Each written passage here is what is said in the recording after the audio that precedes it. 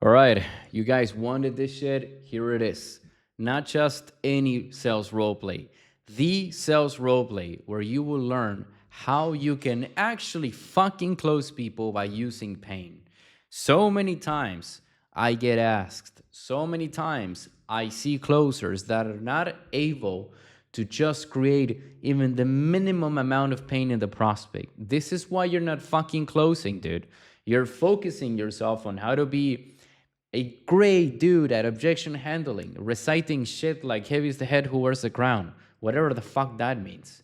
You believe that you're going to close people just because you use a weird tonality, like speaking like this, and that is apparently going to give you money. You believe that you need to follow a script, question by question, just because your sales manager told you or because GPT told you. You're never gonna make money like this. Never. You actually have to find out what's the problem, what's the pain that the prospect is feeling, and you will only do that by having a clear, a direct, and a no bullshit real conversation with him. This is what you're going to see in this role play. Literally, you will learn how to become a motherfucking beast at finding the pain, at finding the problem, so that the prospects, after having a small conversation with you, they will literally want to chop their balls off. And then is when you can actually help them by selling them your solution. Unless it's a fucking scam what you're selling, but you get my point. So hopefully this video is going to clear out everything for you, because if it doesn't, I don't even know what to do at this point. So if there's something that you don't understand, don't doubt it. Just put it in the comments below. But take notes on this one because it is a brutal video. I highly recommend you watch all of it. All right? So enjoy it. See how you actually find the pain. See how you can create the pressure. See how you can become a fucking master in sales. Do it, and you're going to realize how you will be the top 1%. All right? So enjoy the video. What is up, my and Isabel? I hope you're having a fantastic day, or not. I really don't care. You're still broke. You should be working more. So, yes, you should not be enjoying a beautiful day. Now, we have, I don't even know which one is which. Both of you raise hands. I'm so confused right now. Yeah, yeah. Talk. Yeah. Okay. How you can separate Kevin from me is that he has this pyramid here and I don't. So that's simple. His head is like this and mine is flat. So yeah, that's a Okay. cooking on. It's it's Now, it's helpful. It's helpful. yeah. So I had a question based on the They're like thing you said twins. before. It's like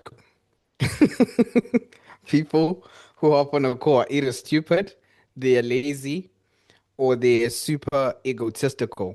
How do you deal with egotistical people? Because they never listen to You your don't. challenge.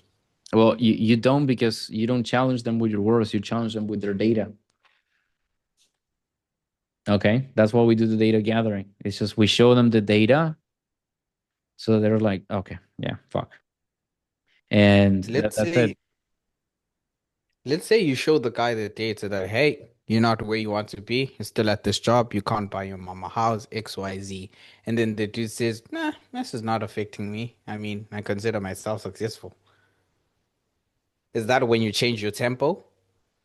If I'm they are going that full in. delusional? Yeah, no, it's like Yeah. after you said that, immediately had this glare in my eyes that is like, what the fuck do you mean? How much are you making again? How many houses you bought for your mom? What you told me at the beginning of the call? I was like, I'm gonna destroy you fully. I'm gonna fully destroy you. But first is just looking at numbers and data, like 100%. That's because it's not my opinion that I want you to see. Mm-hmm. I want you to see the data that you told me. Usually that destroys the guy. But if after seeing the numbers they're still saying no, I'm good, then I need to call it out and I'm gonna say, what do you mean? and I'm gonna literally show you the reality of your life. And I'm gonna say, do you believe that you playing on this egotistical persona that it's fine when you know you're not? I can see through you. Do you think that that's gonna help you? So I'll give you an example. My friends in here in this city, we have a group, a WhatsApp group, right? And they said that they're opening, like literally 2 blocks from here, they're opening a McDonald's. Say, hey, let's go. And everyone already tagged me and they say, Luca story time. Yes. And they said, Luca, you better come with us. And I said, I could go and order the salad if you want.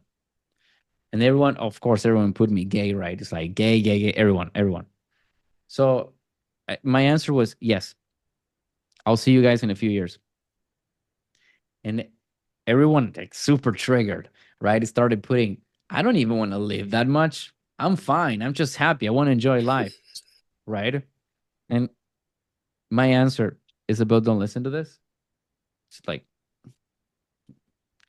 that's why I fuck the girls that you dream of. And I just left it there. All right. So it's people will fight. People don't want to, it doesn't work. People don't want to accept. People don't want that. They really don't want, oh my God. People don't want that. Okay. And you have to show them the reality through data and through just actual facts. And then your words. And if they still don't do it, just call it out and say, how does that even help you? Why would you? Why? You know? And if they still want to just be dumb, then it's like, okay, your job is not to be Mother Teresa, you know? Your job is to save the people who want to be saved. Yeah? Yeah. Because I was wondering, as you were explaining this tempo thing, I Yeah. think that was the correct moment for me to do it, but it was so hard at that moment to do it. Like I knew I had to fucking go for it. But when I had to do it, damn, I was like, okay, let me try the softer way. That didn't work. And in my heart, I knew, yeah, I think it's time to crush this fucker. Yes. Then I pussied out, No. basically. Okay. That's not what you're supposed to do. Don't be face the lion, boys and girls. Face the lion. Face it. Deal with the stuff. You'll go further. Okay? Yes, sir. Lesson learned, though. Now Awesome. I know when to do it. Cool. Anything else? No? All right. Kevin, and then I'll explain you something very quickly and we do role play. Kevin? Or Yeah, Tyler? I'm not sure. You're no, Kevin, right? Kevin Matcher, Kevin Matcher. Oh, okay, okay, okay. Nah, it's a question actually regarding this because I remember you were talking of, you said finally, and I was like, I don't know if I'm taking everything too literally, but you said finally, and I was like, I was wondering why, and obviously You're talking Anjaneta about your answered, hair? yeah, and Anjaneta answered the question and all that, but I remember there was a time where you said that whenever you're trying to get your friends to do something, it was on a call. You're talking about how make them you make them go into your frame in a sense. So over time, Yes. they, do what you Yes. say. Yeah. Was that what you were kind of doing with me, but I didn't notice at all? Am I looking into it too much? Yes. Okay. Yes. Basically, what Kevin is saying is that the people, everyone has like an aura, and you, when you're interacting with people, you kind of start feeling attracted to that person, and you start behaving as that, not attracted as in, yeah, like behaving like that person. So, for example, roasting for all of you. Why in the fuck no one is dressed nicely? What the fuck are you guys all dressing up? What is this? George is wearing a fucking pajama. God damn it. Okay. Isabel could be the only exception. I cannot see fully, but at least it looks decently. So, okay. But guys, Dress nice. What the fuck? So my example is that before I started the mentorship, everyone was dressed kind of like they are now. Complete facts. After I started explaining the stuff, everyone started dressing up incredibly. And Drenator, you see him, he's a fucking prince the way he dresses. Except now, obviously, when I'm making the fucking point. But everyone started dressing up very well. All right. It's that point exactly. What you had in your hair, my friend, was a fucking tarantula. That does not help you at all. All right. Now you look professional. Now you look someone who I want to do business with. Before, you're someone who I want to do drugs with. That makes sense? Yeah, I remember you used to say that to me. You said that to me on the Yes. 4D. Oh, Yes. What's it? Yeah, with that, because I've even noticed in myself, obviously, well, I've started saying shit like nah and all that stuff. And, you know, I'm even talking to people like better and stuff like that. So yeah, no, I get what you mean. Okay. Good shit. So Kevin is so cute when he speaks. Now, what is this chat? Wow, All right. that's crazy. So what I wanted to explain to you very quickly, and then we jump into role plays. Where's this fucking share thingy here? All right. Playing this in a call and before, but not everyone's gonna look at this stuff. So I just wanted to make this very quick. This is understanding that you have to, I'm gonna make it again so that it's kind of clear. So you have basically a function that is like this, right? And this means, this is so fucked up. The severity and basically the time.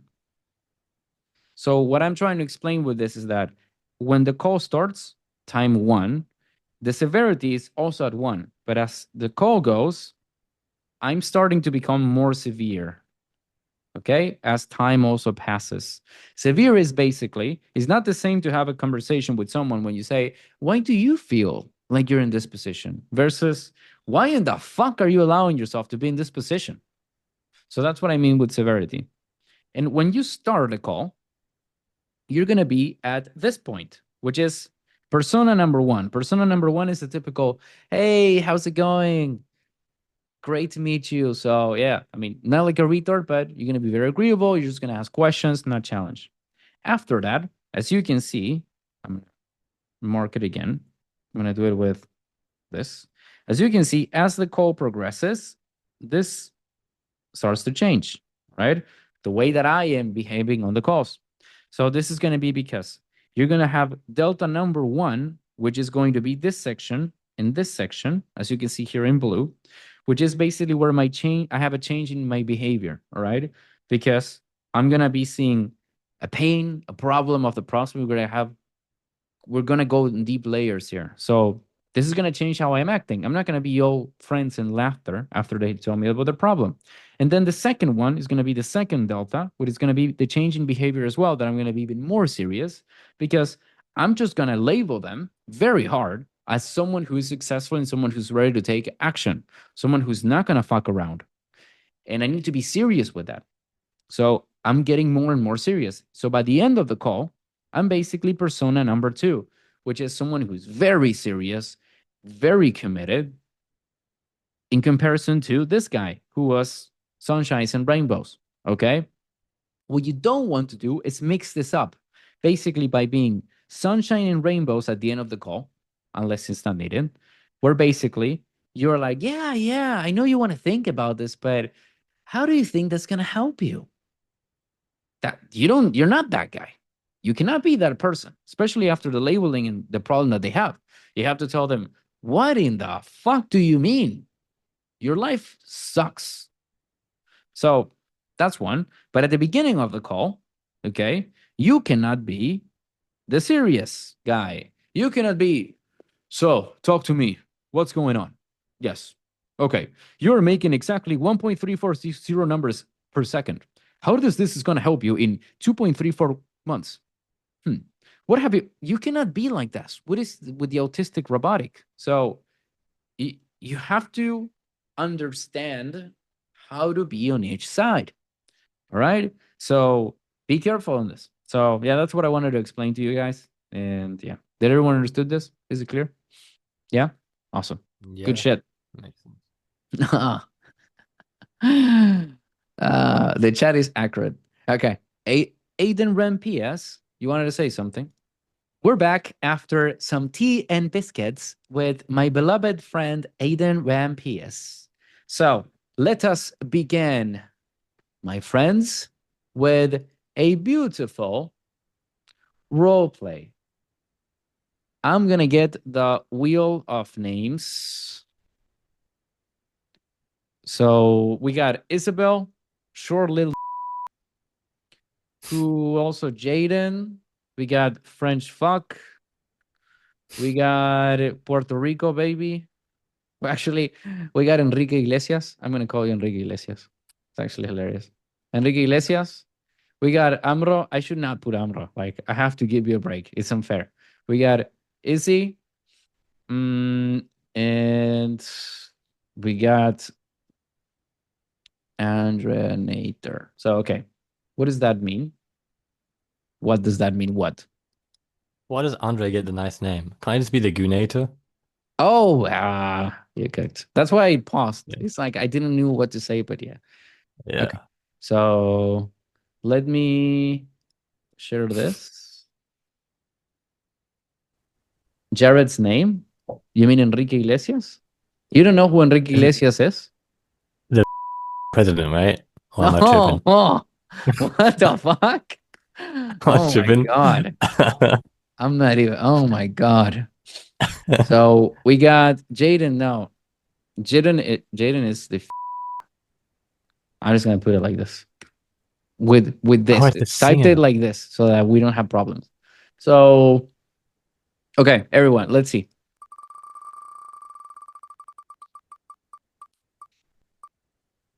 You finally got lucky. Izzy is the closer. So, okay. Who wants to be a prospect? We should be able to do 2 role plays. Okay, Jaden. Jaden goes as the prospect. All right. This is unfair. Why is it unfair? Talk to me. Tell me. Bruv, I haven't role played since my grandma's. That, wow. Like what, 2 months ago? Not that far apart. Well, And 2 months ago is crazy, by the way. yeah, I don't know. But Izzy's been a while too. Yeah. Okay. Maybe Woman you'll get first. lucky. Maybe you get lucky in the next one. So let us begin. So I would recommend everyone to pin the speakers. I think we made the mistake last time now. What do you mean the last time? Also, we forgot to pin each other when we were doing the closing call. Could be, could be. But it's fine. Let's just start. So Izzy, what do you want to close on? The Stop. Stop. Oh, she's speaking. She's speaking Spanish with someone. She's like, ¿qué pasa? ¿Qué pasa? ¿Qué problema es esto? ¿Qué? I'm just translating to you guys. I need. Wait, I actually forget what I was gonna say. It was about what I wanted to roleplay. Okay. E-commerce. Let's just do that. Okay. It's going to be an e-commerce offer.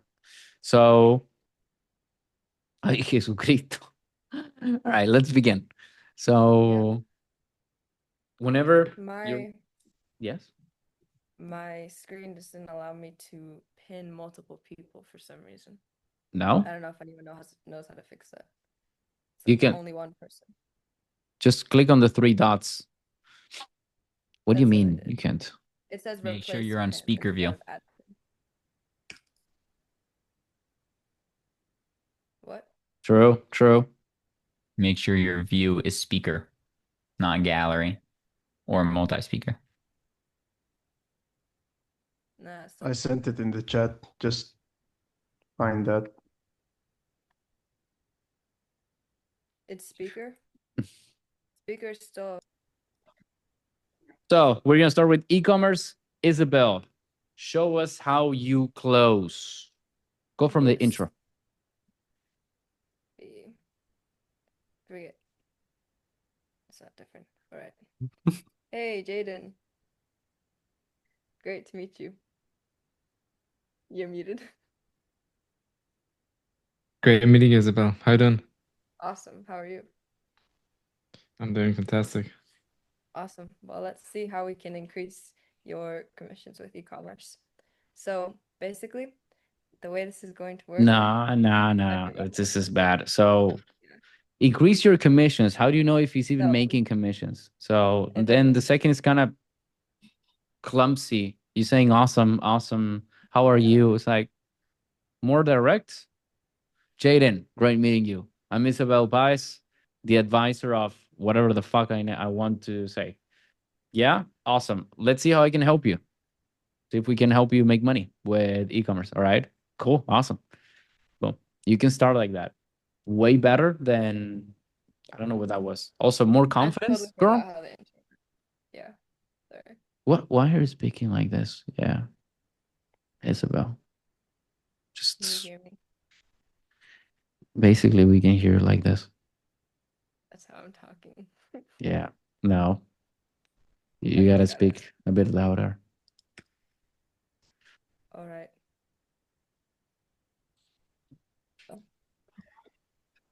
Round two. From the beginning. Jaden, great meeting you. Great meeting you, Isabel. Yes, my name's Isabel. I'm obviously the advisor for XYZ person. And let's see how we can get you making money with e-commerce, all right? Sounds good. Perfect. So the way this is going to work, I'm just going to ask you questions in the beginning to find out how, like, what your situation is, and then am I doing the Vin Diesel thing? Just Whatever you want to do, but so I'll do it for you. Then I want you to practice this, otherwise it's gonna take forever. But start from the start of the discovery. But this is how I do. Just role play with me, Jaden. Jaden, great meeting you. Lucas Guy here from the Hunters. Great meeting you, Luca. Awesome. So this is how the call is going to go. Very simple. Okay. I want to understand what you're doing. I want to understand what you're looking to do with e-commerce. I'll see with all the honesty if I can help you with that. If it is, I'll just tell you. If I cannot, well, I'll just tell you as well if it makes more sense for you to go alone. So let's just jump into the details, shall we? Yeah, sounds good. Cool. So you see, it's like I'm just rolling over it, right? Because I already got the bit of like, oh, okay, good meeting you. It's like awesome. I Mhm. can just go faster that way. It changes. I don't want you guys to be robotic and just repeat the same stuff over and over again, but you have to be able to set a good frame. And yeah, I need you to practice this more because you're like, I don't know what to do. I don't know what to do. This should be second nature. You shouldn't even be thinking and being able to start a call like this. So practice it later. Now, Yeah. opening question, you're gonna do what's the main reason why he wants to start. Go with that. So, Jaden, what is the main reason that you want to build an e-commerce store being an entrepreneur today? Yeah, I saw the opportunity of Today was not good. It's right now or you leave it there. Today is just like, Oh yeah. but yeah, go Jaden, go Jaden. yeah, I saw the opportunity of e-commerce and also AI. I think there's a lot of in the future AI is gonna bloom. It's gonna replace a lot of jobs. That made me very interested in it. Okay. You saw that AI was taking over and you wanted to jump on the bandwagon basically with this. Yeah. That's right. Okay. So what are you currently doing for Wrong, work? super wrong. So, okay. So you saw the opportunity with AI and e-commerce, and you also told me that this could replace jobs. How is that relevant to you? Yeah. Uh, yeah, honestly, right now I'm a substitute teacher, and I've been I've been doing that for like 3 years now, and I see a lot of jobs being replaced. But it's not really about being my job being replaced. It's just I want to eventually get out of my job. I don't like it anymore. How come? because 3 months ago I went from being just a substitute teacher, being for high school people. Now I'm in the reception and I'm dealing with kids basically. And dealing with kids is kind of frustrating to me. Dealing with kids, how do you mean? Like, what does that look like? Yeah, right now I'm in like Hello? third grade. Can you hear me? Yes, sorry. Yeah, I'm the substitute teacher for like children of the age of like 8, and they're always crying. They're also in a tantrum, and dealing with them is very stressful to me. What makes it so stressful? The thing is, like, I'm Given working a more lot. Like, I'm context, you're doing good, but basically you're just grabbing the last and putting it back there. Not bad, but you cannot do it all the time because I'm seeing this as a pattern. So, for example, in that one, give it a bit more context. So, okay, so you're working with people of this age, like 8 years, you said? You literally yeah. cut out for millions. Okay. So people who have 8 years and it's stressful to you, what do you mean? So you see, sometimes give it more context because Yeah. if again what you did was not wrong, but if we're having a conversation where I'm saying, how so? What do you mean? Why? What? It's that makes sense. It's gonna be Yes, pushy exactly. to the other It's person. annoying. Hmm. Awesome. Am I louder now? I was trying to fix the microphone too.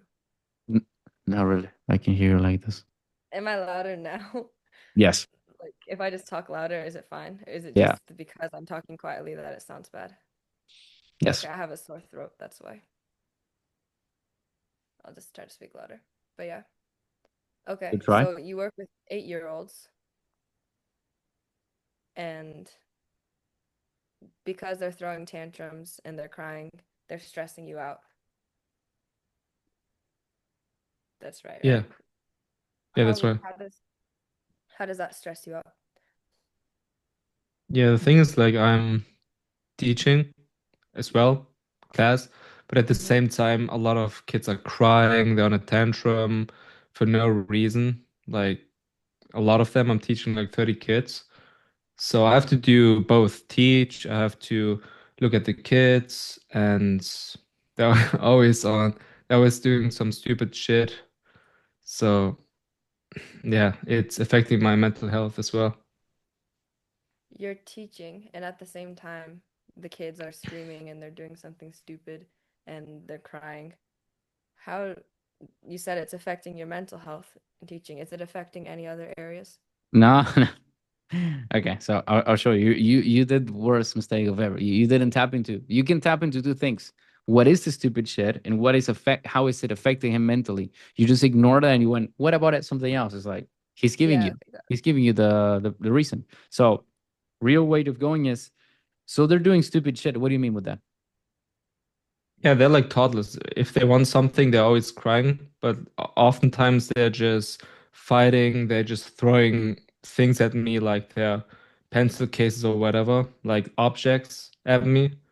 Because if I don't allow them to do some things like eat during the class or I don't know, just, play during the classes, they'll just rage and throw things at me.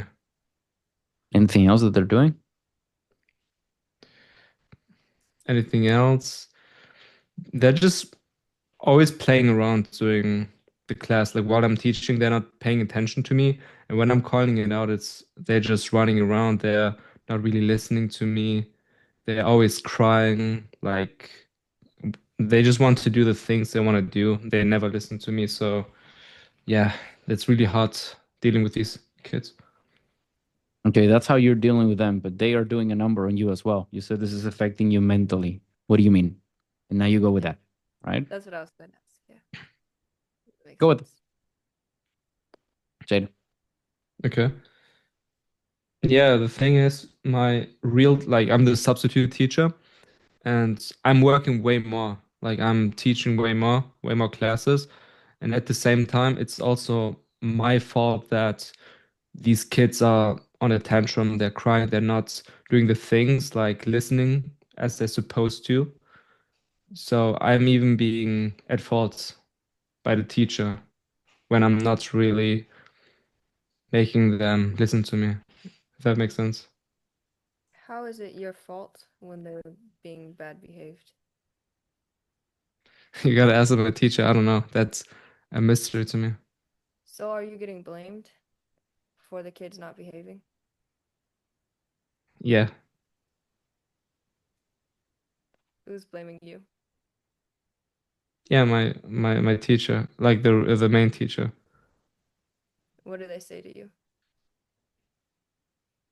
They say to me, why not looking at them? Why is everyone crying? Why is everyone just playing around? And I have to deal with 30 children at the same time, right? So, and I have to teach as well at the same time. And doing both, it's not the best job. Okay. And the students you said are even as well behaved that they throw things at you?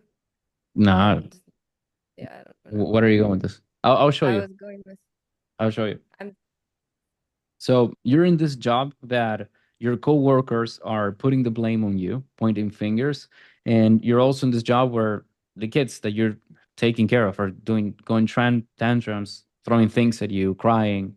Okay. How many days do you work a week on this job? I'm working 5 days a week. Okay. How many hours do you work per day? Those 5 days? I'm working 7. Okay, 7. All right. So wait, does it make sense what I'm doing? You want to take it from there? You want to see what you get? so 7 hours a day, 5 days a week. Oh, yeah, I'll show you. How So, is it? okay. So you're working 5 hours, sorry, 5 days a week, and you're working 7 hours in them. There are no special hours there. Is it always 7? Sometimes I have to stay longer because these kids needs to stay there because the parents are still at work. So still have to look at them and they're still like crying, still on a tantrum, still Okay. throwing things at me. Do So I you, have to stay for another 1 or 2 hours sometimes. okay, how frequently is that sometimes out of those I would 5 days? say it's more frequent than you might think, like 3 times a week. Okay. So you said you stay there 1 or 2 hours extra? Yeah. Okay. So basically, if I do an average, you're working 7.6 hours. All right. So 7.6 hours a day, which is almost 8. But do you live in the school? Do you live far away from it? Yeah, I live 1 hour away from here. Okay. So going, it's 1 hour, coming back is another hour. So it's 9 hours that you're away from your home. And this is happening every single week, right? So am I getting things correctly here? Yeah. Yeah, you're correct. You're Okay. correct. So 45 hours a week, which will be 180 hours a month. That's how much you're working. 180 hours a month on a job that is affecting your mental peace. I don't know if you thought about it like this. I just want you to have an idea on the hours that you're spending. Now, I'm assuming that with 180 hours of work that are affecting the mental peace, you're making good money with this, right? Not really. I'm making 2,000 pounds. Okay. That's not good money to you? Not really. And the thing with my job is that I'm not even getting paid for holidays, only the real teacher. So, yeah, that's bothering me as well. Okay. So just for clarification, before we tap into that, I'm very interested in why you said that that is bothering you, but you're basically making 11 pounds per hour. That's your hourly rate on a job that is stressing you out, affecting your mental peace. So, and to be fair and being kind to you, I'm making this math considering the time you're driving, not the time you're being paid. So it's actually even less. It should be like 9. So my question is why are you in this job? That's a good question. I initially liked this job because I was teaching higher grade students, like high school students, and I actually really like teaching, don't get me wrong. And I like kids, but I don't like teaching kids who are on attention, who are crying all the time, right? Like I have two children myself and I love them. But I was being downgraded to the reception 3 months ago, and now I'm here, right? So if I could go back to being a normal teacher, I would do it, but I don't think I can. Okay. Isabel, take it from there.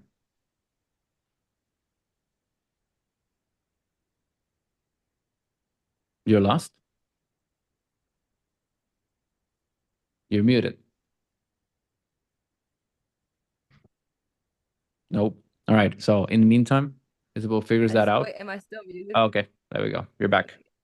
Tell me. I said, why do you think? Why not? Why can't you go back to being a teacher? Okay. I like it. Go. Jada?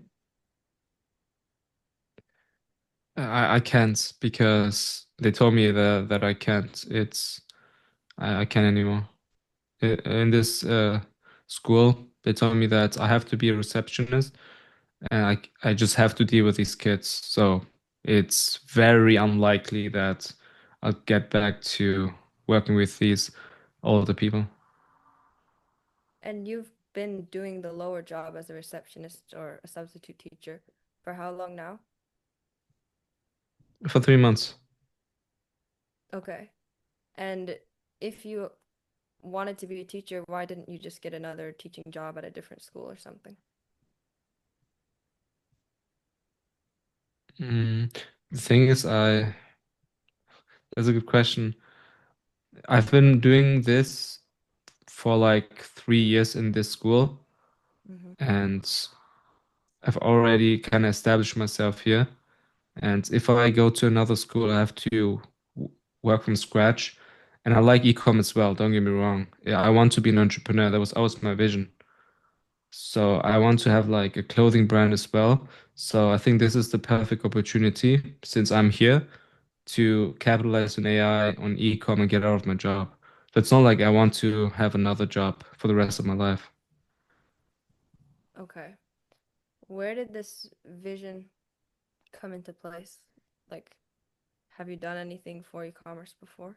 No, that's you jumping into a different thread, which is good, and you want to go there, which is what have you tried, right? But what is missing here?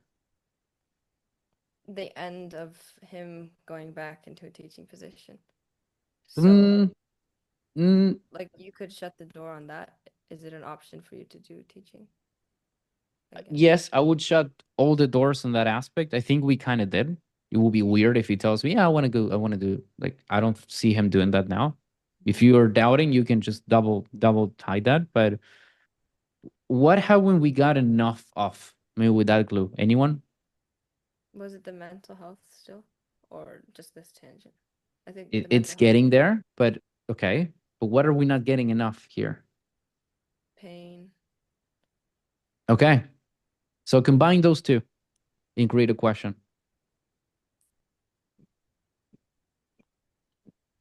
I Do you know want me what to he help you? just said, but what he just I can do that, but what he just said also that he's only been doing it for 3 months. Maybe that's like Well, how can you combine everything? How can you link all that? say, okay. So for 3 months, you've been doing this job 180 hours every week. Wait, how I'll show much you. is I'll that? show you. I'll show you. So you have been in this job for 3 months, which is not a crazy amount of time, and you're already thinking about leaving it because Okay. it is affecting you mentally. And it's a job that even though you like teaching, this is definitely not what you wanted. Am I getting that right? Yeah, Okay. exactly. When did this started happening? You realizing that this job wasn't, what you liked. I would say like 2 months ago when I was Okay. 1 month into the reception. Okay. When did you started realizing that it's affecting your mental state at the same time? Yeah, at the same time. Okay. When you say that this has been affecting your mental state for 2 months and you haven't really got out of there now, I'm not really understanding it's really affecting your mental state because it's been 2 months. So when you say this is affecting you mentally, what do you mean? Yeah, so whenever I already told you I like children, like I have two children as well, like very young. And whenever I'm at my job, I get that feeling of I hate children, even though I love my younger ones. So there's like this, the one side that I love my children, but at the same time I hate my children. This is Yes. one aspect. The other aspect is just job in of itself is very stressful. You have to do teaching, then you have to deal with the kids, 30 kids I have to deal with. So yeah, it's Yeah, very maybe, stressed sorry. out. Yeah, sorry. Maybe I didn't express my question correctly. How is this affecting you, Jaden, being in this situation? You're telling me, Mm. yeah, but I like the kids, I like spending, I don't like it. The job is like, okay, okay, I get that. You, how is what is affecting you mentally look like to you? You mean other areas of my life, or I mean, you. How is this affecting you mentally? yeah, whenever I go home, I don't have motivation to do anything. Like I don't even go to the gym at all because of that. I'm so stressed and yeah, like I don't go to the gym. And the fact that I'm also working so many hours on a stressful job, I don't go out with friends as well. Like I'm just like, nah, I'm not doing that. What's the problem with not going to the gym, not hanging out with friends? What's the problem with that? And that's a problem. Like I'm 25 and Mhm. I'm still young and I don't want to compromise my health and also my enjoyment of life because of this job, you know. I don't want to go to a job where I have to deal with children. I come back home, don't do anything, just watch a movie and then go to sleep and repeat.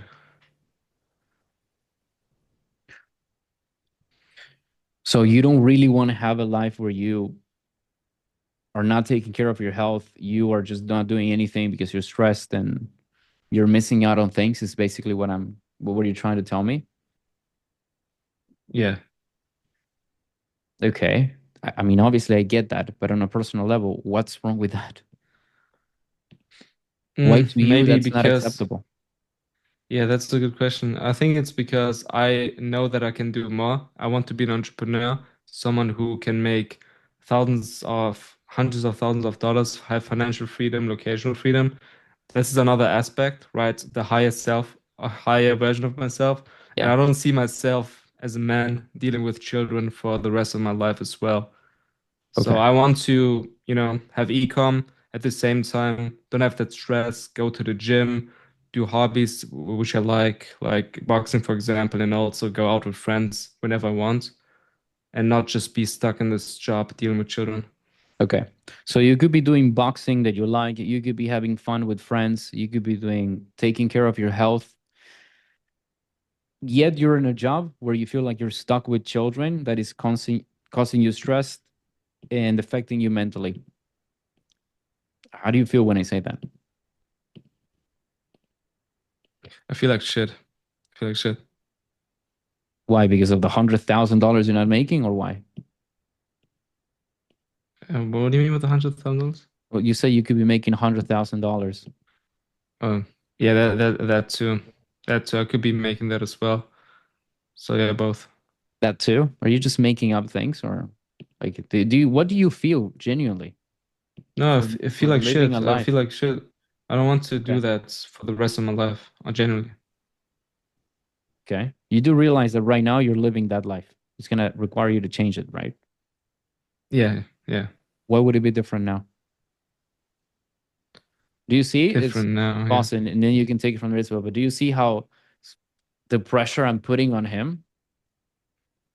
Yeah. You really jumped into what have you tried to fix this? It's like, no, I'm really gonna push you until you feel like it took some effort, but I extract out of him that he feels like shit. So Okay. Then I need to know the why now. Why now that will be different. And when he tells you, you say, okay, for how long you been feeling like shit? What have you tried to get out of it? And then you can tie it back now to, okay, why now will be different? You say it again. And now it's like very, very powerful to him. Jaden, how do you feel? How do you felt like with her questions versus my questions on that aspect? How did it feel? You're way more direct. You're putting my feet on the fire. Like I'm constantly being cornered with your questions. It's very fast. It wasn't bad, but it was like slow, not direct questions, not putting my feet into the fire. So yeah. And you want the prospect to feel like that. Okay? Really, because again, the drawing I just explained earlier, that you start, the deltas, that you start changing how you are. You started well, but then now we're talking about his problem. We have to be more serious, and being more serious means this. So go with the why now, basically. You can ask him again if you want, or you can just go, Jaden. It's basically you've stayed in this situation for the past 3 months, so why is now different? Yeah, I realized that 2 months ago that I want to change. So 2 months ago, because I didn't know what to do with these online businesses, I started to research things. And e-commerce is really the thing that I want to do because I want to have my own brands.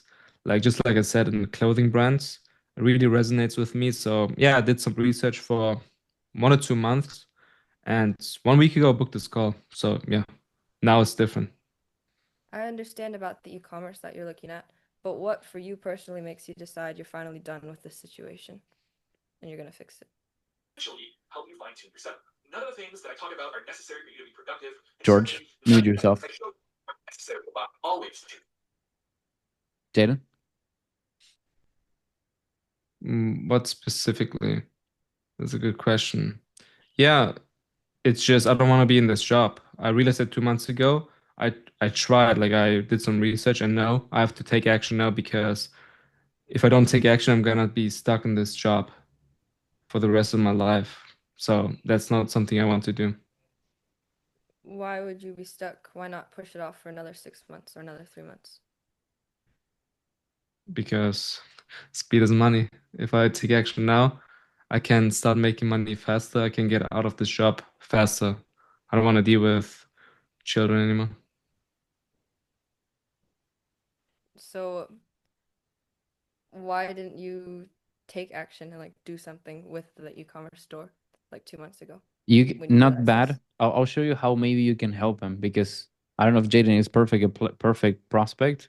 You shouldn't be upset when I interrupt you. It's for your best. A part of you gets upset, by the Who, way. me? No, but George, Jaden, look at this. Look at this. You have to say it in a way that you're helping the prospect to maybe understand. So you say it in this way. Jaden, I don't understand why, and please help me understand this. If you have been in this job for 3 months and for 2 months you've already been feeling like you wanted to get out, this is not what you wanted, it's affecting you. Why today are we in a call and not 1 month before, not 1 month later? Did a kid throw a toy at you? Did your coworker said something bad to you? What happened personally that made you say, I'm done. I'm booking this call? Say that. Role play, like Jaden. I don't think something happened. I think it's the accumulation of everything, honestly.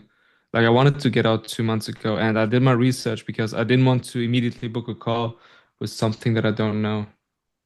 Okay, so you did research. That helped too. No, that it didn't help. No, that helped to make your decision to say, actually, I want to book a call. And Yeah, I didn't want to immediately jump into a thing after one day, so I did my due diligence. okay, when it comes to that research, are you more sure now? Do you still not have any clue on e-commerce? No, I'm 100% clear. Like I'm very sure that I want to do a clothing brand, just like, Obama. Yeah. And yeah, I love e-com. The fact that you can make money, the way, locational freedom, it's kind of I won't say it's passive because you have to still put in the work, but it's not that difficult like a job So I'm really into the e-commerce. Okay. So now you see, you got the why now, which is double folded, which is the pressure that he's feeling and the fact that he's doing research already and he feels like he understands it. That's how you get the why now in an indirect way. But okay, there is multiple reasons. He's been doing research. That's the difference from before. He researched this. He took action by being on a call. So with that, I will move forward. And you Not also always. technically Not always the process are gonna tell you, yeah, just my mom died and she told me do ecom. Like her last words were that. It's like that's not usually gonna happen. So yeah. What do you want to say? you also technically got the what have you tried as well. And his motivation to do ecom. Yeah. And he was selling himself. Yes. Good So stuff. since you got already the what have you tried, what would you go into instead? Now, usually my favorite part is COI. Who knows what COI is? I said it once. Cost of inaction. Good. Oh yes. Yes. So, When did you say that? skill issue. Probably cool. So, the COI is basically the financial gap. Is another way of saying it. Okay. Okay. So, you could compare what he's making to what he could be making with ecom or what a friend does with ecom. And with that, let him see it. How could you do that? Do it quickly because it was already a long discovery. Okay, so what did he already say that he made? He made a month. Like he made 2.5. He made 2K pounds a month. Allegedly. We haven't even asked if that's after taxes. Yeah, we have it. But 2,000 and then that's times 7 hours a day. No, sorry. That's times 3 basically. Or Oh, yeah, whatever. yeah. Okay, in the 3 months. Yeah, I get it. Yeah. So how much do you think that you would be able on the lower end even or just a rough estimate, how much do you think you're going to make with e-commerce? Ask. That's the last resource because you're future pacing it. The best you can do is the easiest one is I'll show you quickly. You look at this. Jaden, do you know anyone who makes money with ecom? Honestly, I don't know anyone. Okay. Like When you in see real life. people, okay. When you see people making money with ecom, how do you think is the average that they're making, like per month? Yeah, I think like 50,000, 100K, something Okay. like that. If you were serious, do you believe you could be making more, less, or you think you will be in the average? With all honesty, if you're It could serious. be, yeah, it could be more, making more. Okay. How much more? Yeah, I could make millions. Like I'm very confident in myself. But let's say 100K. Okay. So It's cooked. you see? Yeah. Now link that So, and how will you throw that out to him? okay, so let's say that you did e-commerce and you became successful with it, like you said you can, and you were making the 100K a month. In the past 3 months, when you were suffering through this job that is hurting your mental health, you made $6,000. With the e-commerce job, let's do the math right now. If you were making that amount with e-commerce, that would be 100,000. That would be 300,000. Subtract the $6,000 that you made from your job this month. So that's $294,000 that you missed out on. What do you think about that? It's a lot of money. All right. Not bad. Not bad. I'll show you the deliver right now. Yeah. I'll do literally the same. Look at this. Okay. So you're making 2K pounds per month. This is, by the way, what you take after taxes, or there is a tax on this? This is after taxes.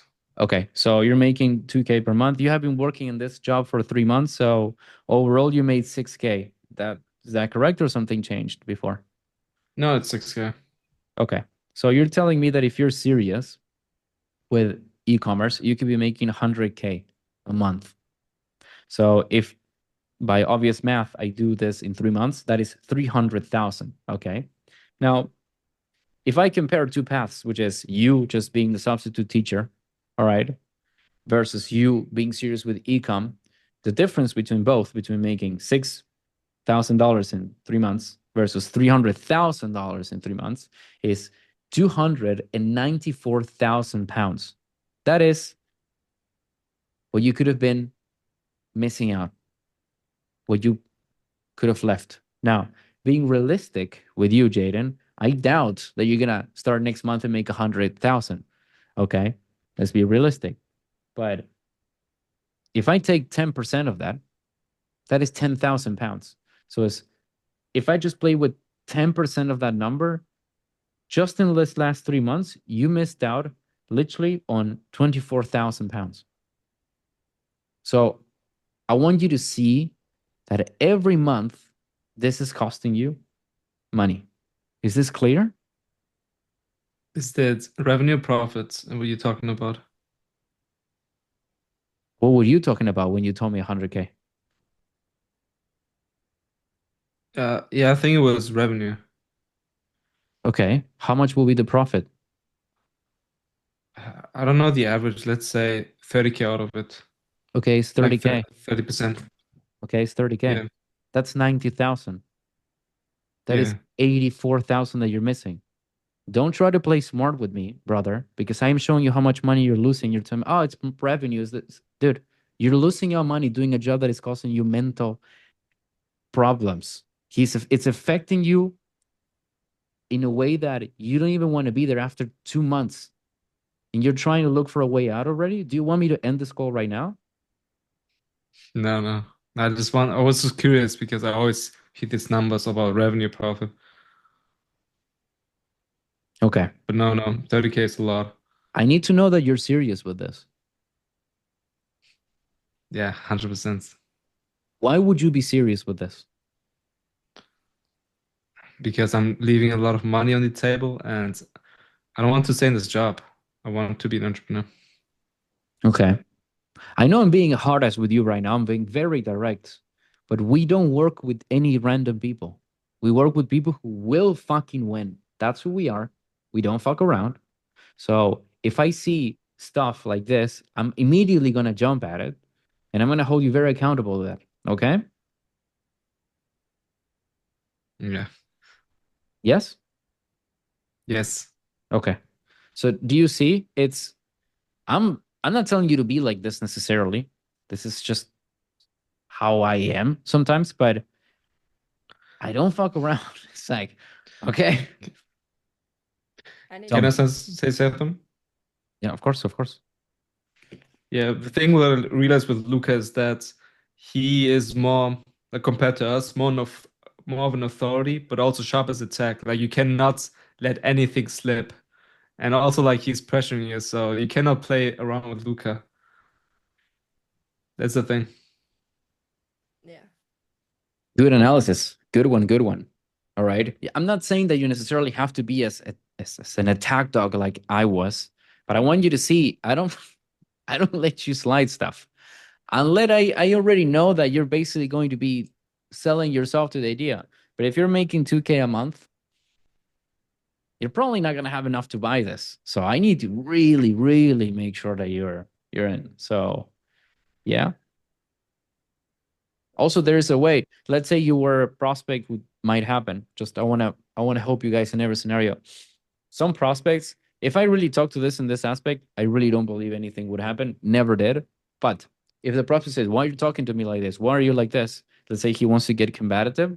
I'm just gonna say, "Well, do you prefer an option where I just let everything slide and I see maybe to get you in without you winning, or do you want an attack dog who makes fucking sure you're gonna win and make money with this? What do you prefer? Do you want to be my friend or do you want to make money with me?"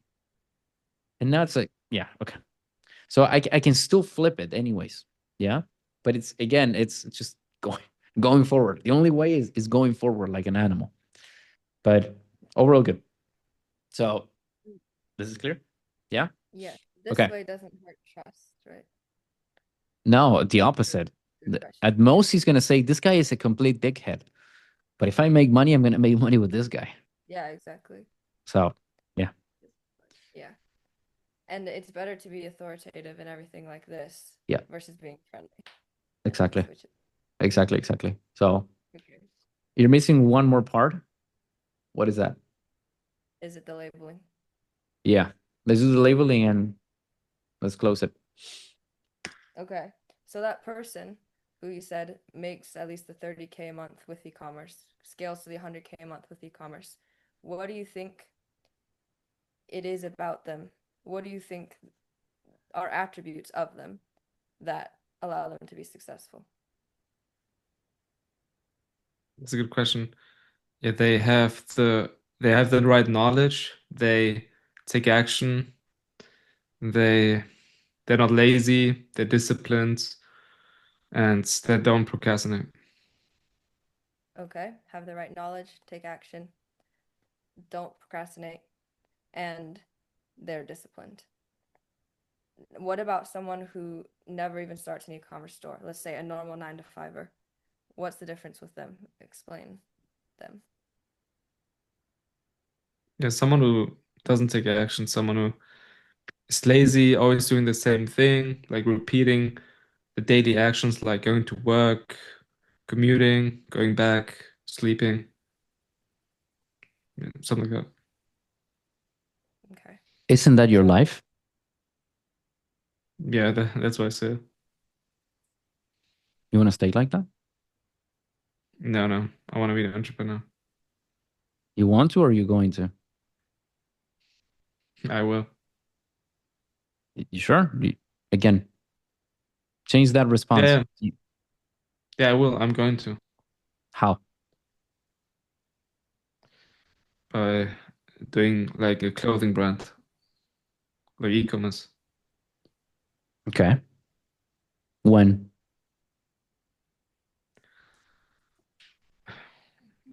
As soon as possible when I get the opportunity. What if the opportunity is now? Would you take it or do you want to push it? I would take it. You see that's pretty much the end of it. Now, obviously, after that, just for you guys to know, very good, Isabel. After this, I would ask, of course, the why now, the why us. Like, okay, why with us, by the way? Because I want to make sure that doesn't happen.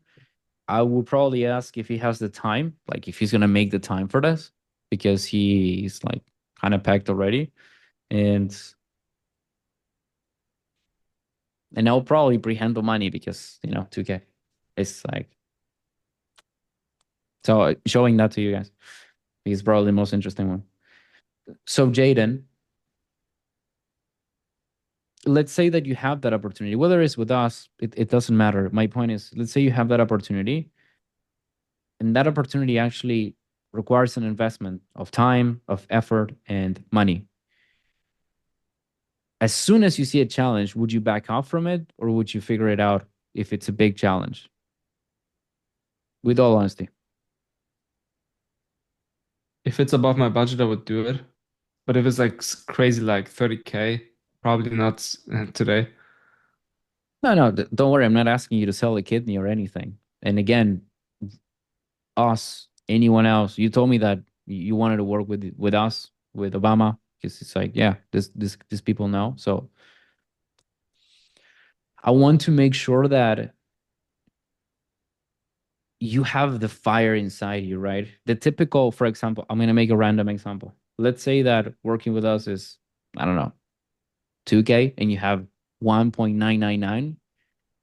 Are you gonna say, no, it's out of the budget, or it's like, nah, fuck it, I'm gonna figure it out? Like, I want to know who I'm dealing with. No, I will do it, even if it's above my budget. Okay, all right, easy.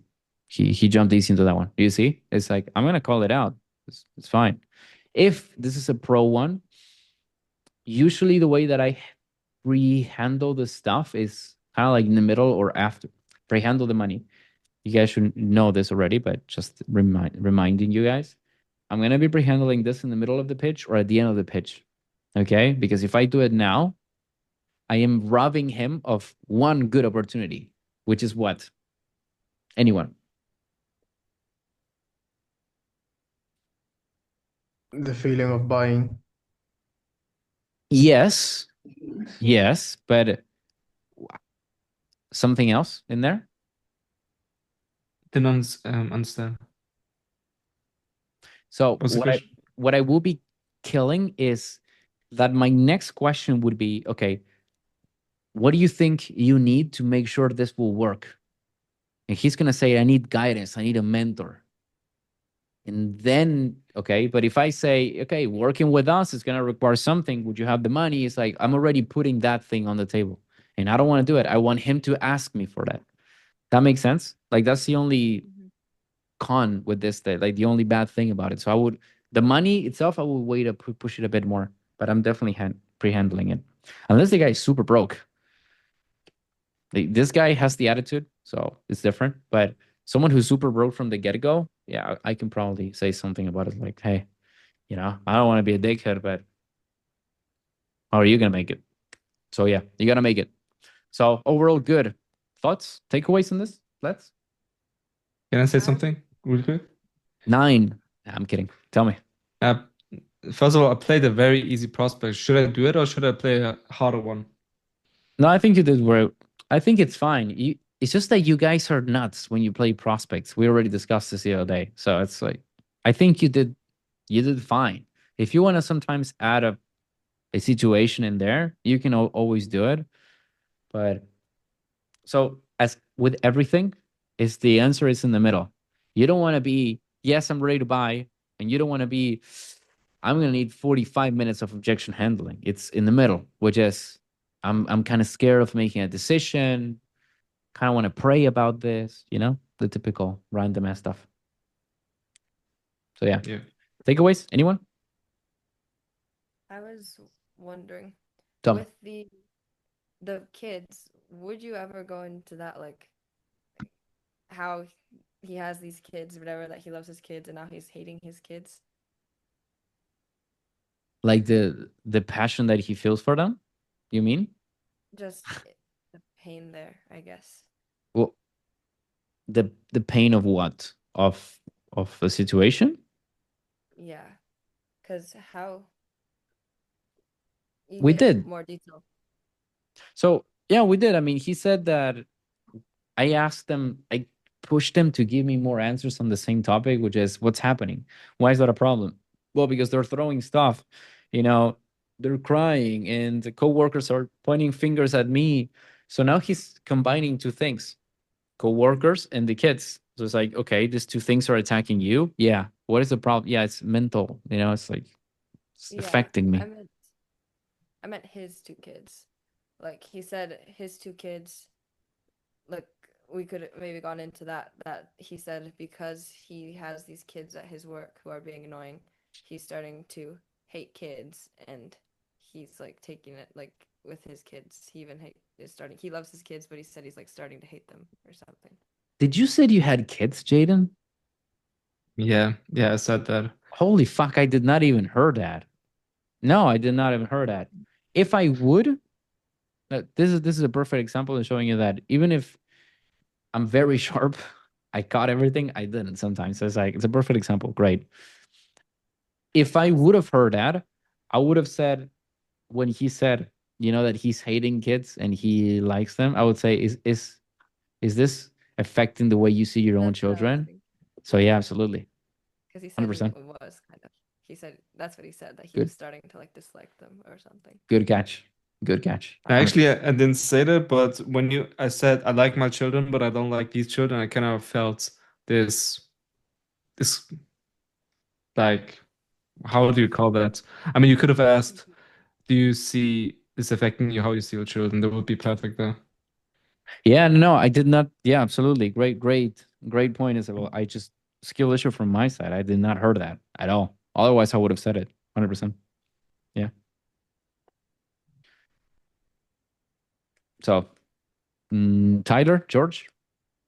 Yes, sir. I just noticed the pattern. Obviously, I've been looking at your calls religiously. Typically, when they hate these jobs, you do this thing. I don't know. It's like a job has three aspects where you clarify.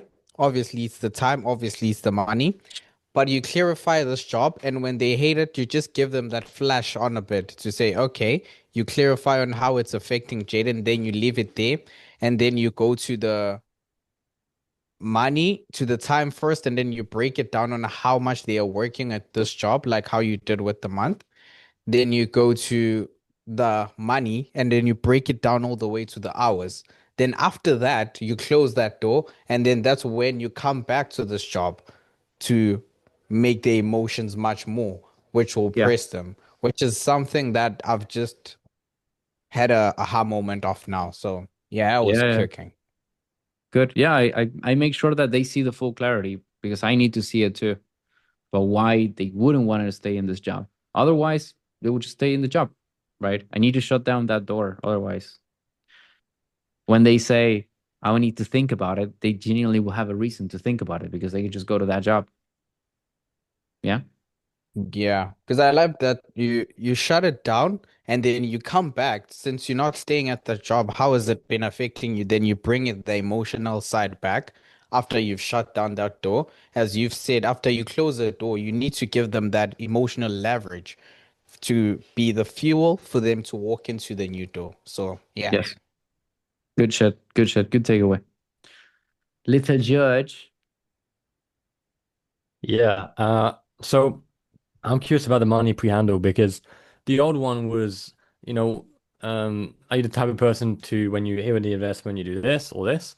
Now it's more so, it's changed a little bit where it's now, um, you know, it's going to be a big investment.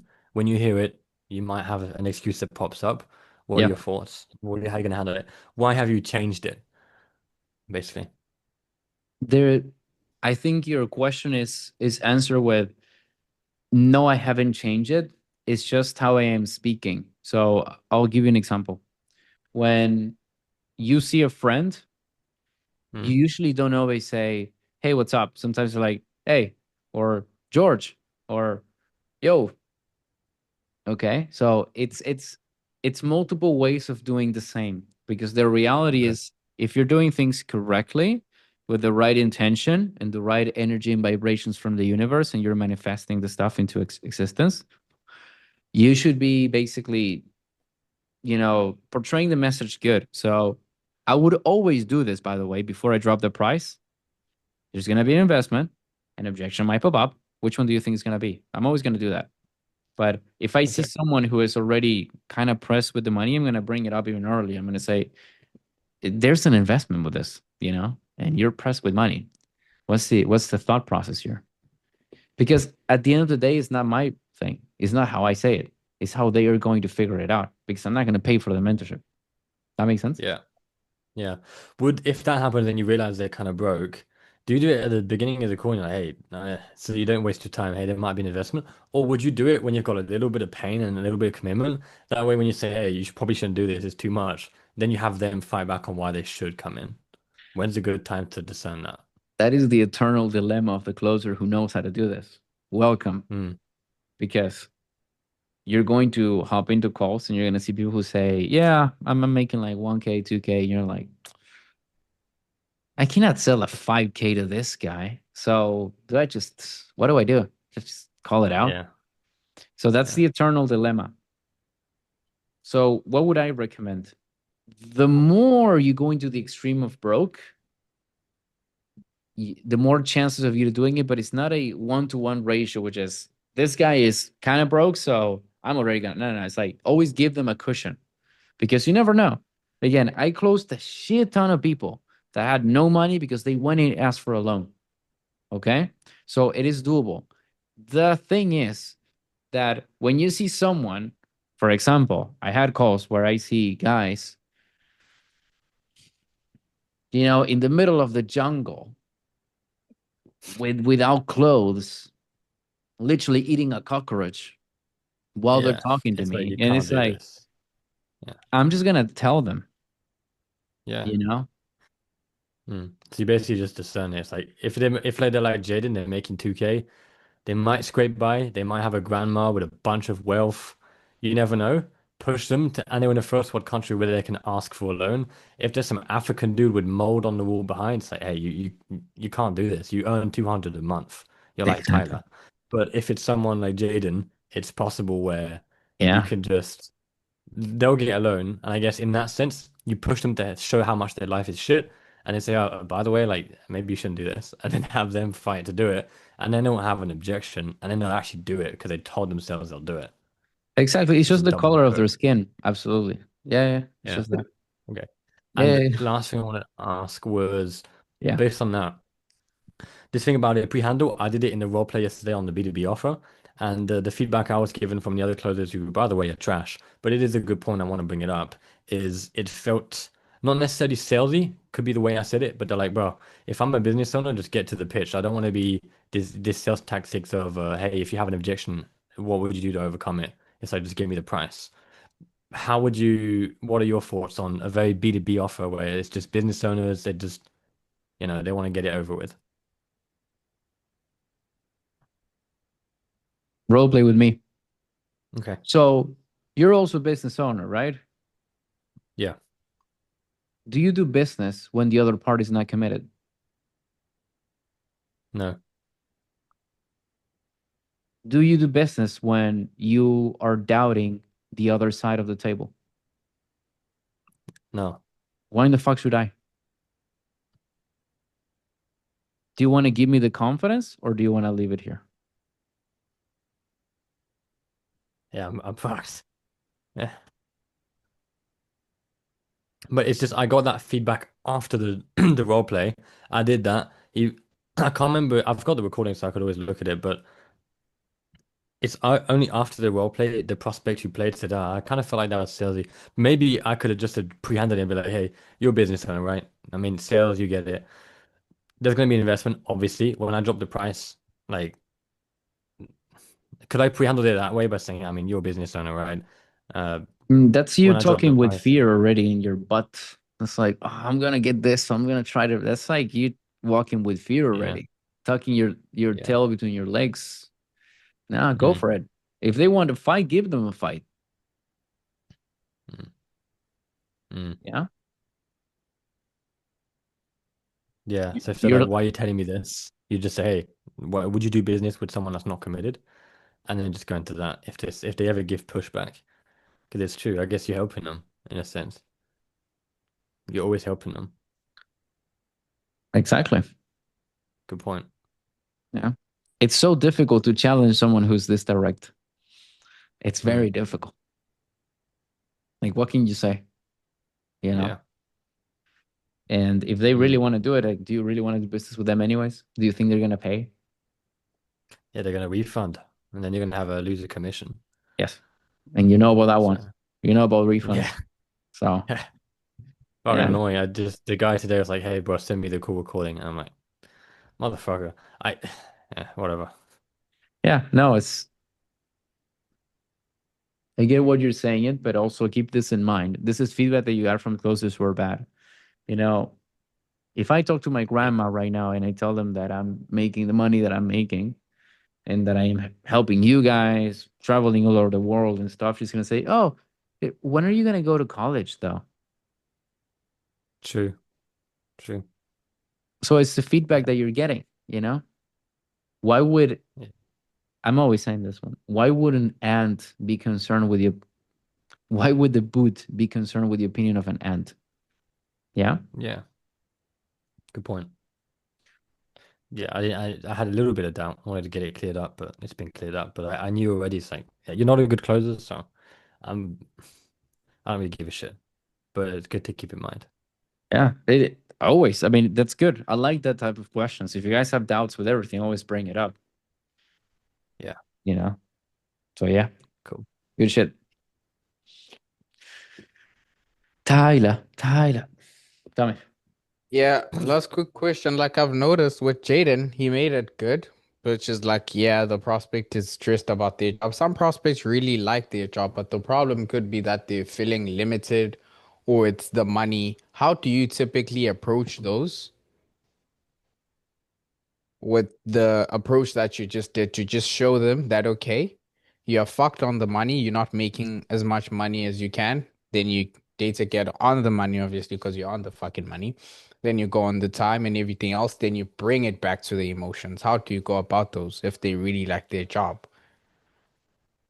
If they really like their job, okay.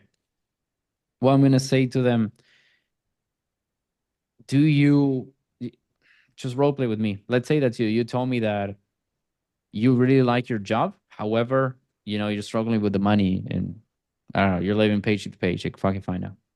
Okay. So you really like your job, but you're living in a way that is not allowing you to live financially. Just because you like it, is that enough for you to withstand the paycheck to paycheck? Is that you're fine with that? No, I'm not fine with that. I am feeling a bit limited because I know like there's another level, and the Yep. level that I'm at, it's like, yeah, I do have finances, but it's not financial freedom. It's like paycheck to paycheck, as you're saying. So, no, I'm not Okay. fine with that. Okay. I mean, you're telling me that you like the job. You want to talk about things you like. So, what do you like more? Being in a job you like or having to wake up every day knowing that you could be doing so much more and you're not? It's just that. You got to pick that one. All right. Now, my question to you is, do you like ecom? Yes, Do you I like do like ecom it. like this job more than this job, less than this job? Mm, I haven't tried it, but so far as I'm viewing it, it could be something I would potentially like more than this job. Because this job is like, I do like it, but it's like, yeah, I'm at the wit's end. I've been doing it for such a long time. Okay. What would change the would potentially to actually I do like this more? If I have control of everything rather than the job, yes, I am a boss, but I want to control my own thing and have my own legacy. Okay. I mean, I asked, you said that with ecom, you would potentially like that job more. So I'm trying to understand how would you know that you like more that than the current job? Is because you're gonna have that control or what? Yeah, Okay. because Can of the you control. okay? Can you have that control in your job? I don't have full control. No, I don't. So I can't have it in my job. So which one you like more? E-commerce, because I would Okay. have more control. Okay. So why are we talking about this? Do you want to do your job or do you want to go with e-commerce? I want to go with e-commerce, obviously. Okay. Done. Yeah, W. That was kicking when you make me choose. But which one is it? Yeah. It's always the same principle. I'm not doing anything. It's you. It's you who are telling me you like it more. It's you who are telling me you like it. I'm just asking the whys. I'm asking you to justify it. Because if you don't, that same question is gonna pop up at the end, and you're gonna be, maybe I should think about this. Yeah. Mm-hmm. So Yeah, because that's with that guy, I'm role playing like him specifically, but he was a good prospect. You know those prospects when they're so delusional and you learn multiple things in one calls, and yeah, then for other calls you become super better. But yeah, W, thank you. good shit. All right. So any other takeaways that you guys have on this one? Oh, this made sense so far. Good. I like when you guys have fucking takeaways. It shows me that you paid attention and you learned. So, anyways, W for Tyler and George and the two participants. Now, who is in the mood for doing another one? Do you guys want to do another one? Or you want to go to bed and sleep like a little baby? Yes, sir. Okay. Jaden, you should not be raising your hand like that. Do I have to explain the No. obvious? I mean, isn't it obvious? So we're going to we're gonna be doing another. Let me see. Let me see. There we go. Okay. So you seeing this? Yes. Let's see who is the next closer.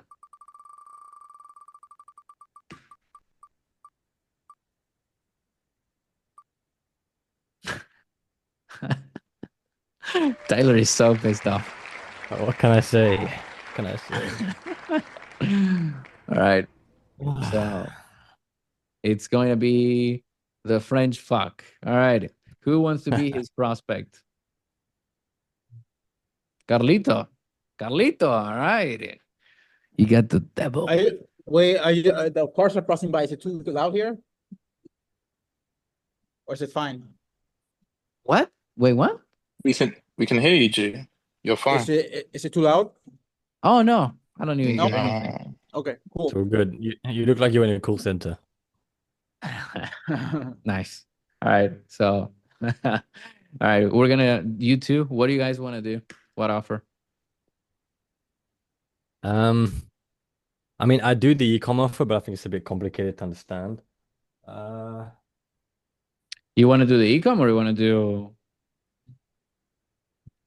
No, I mean the e-com offer I'm now on, but we can do the millionaire Cumberbatch.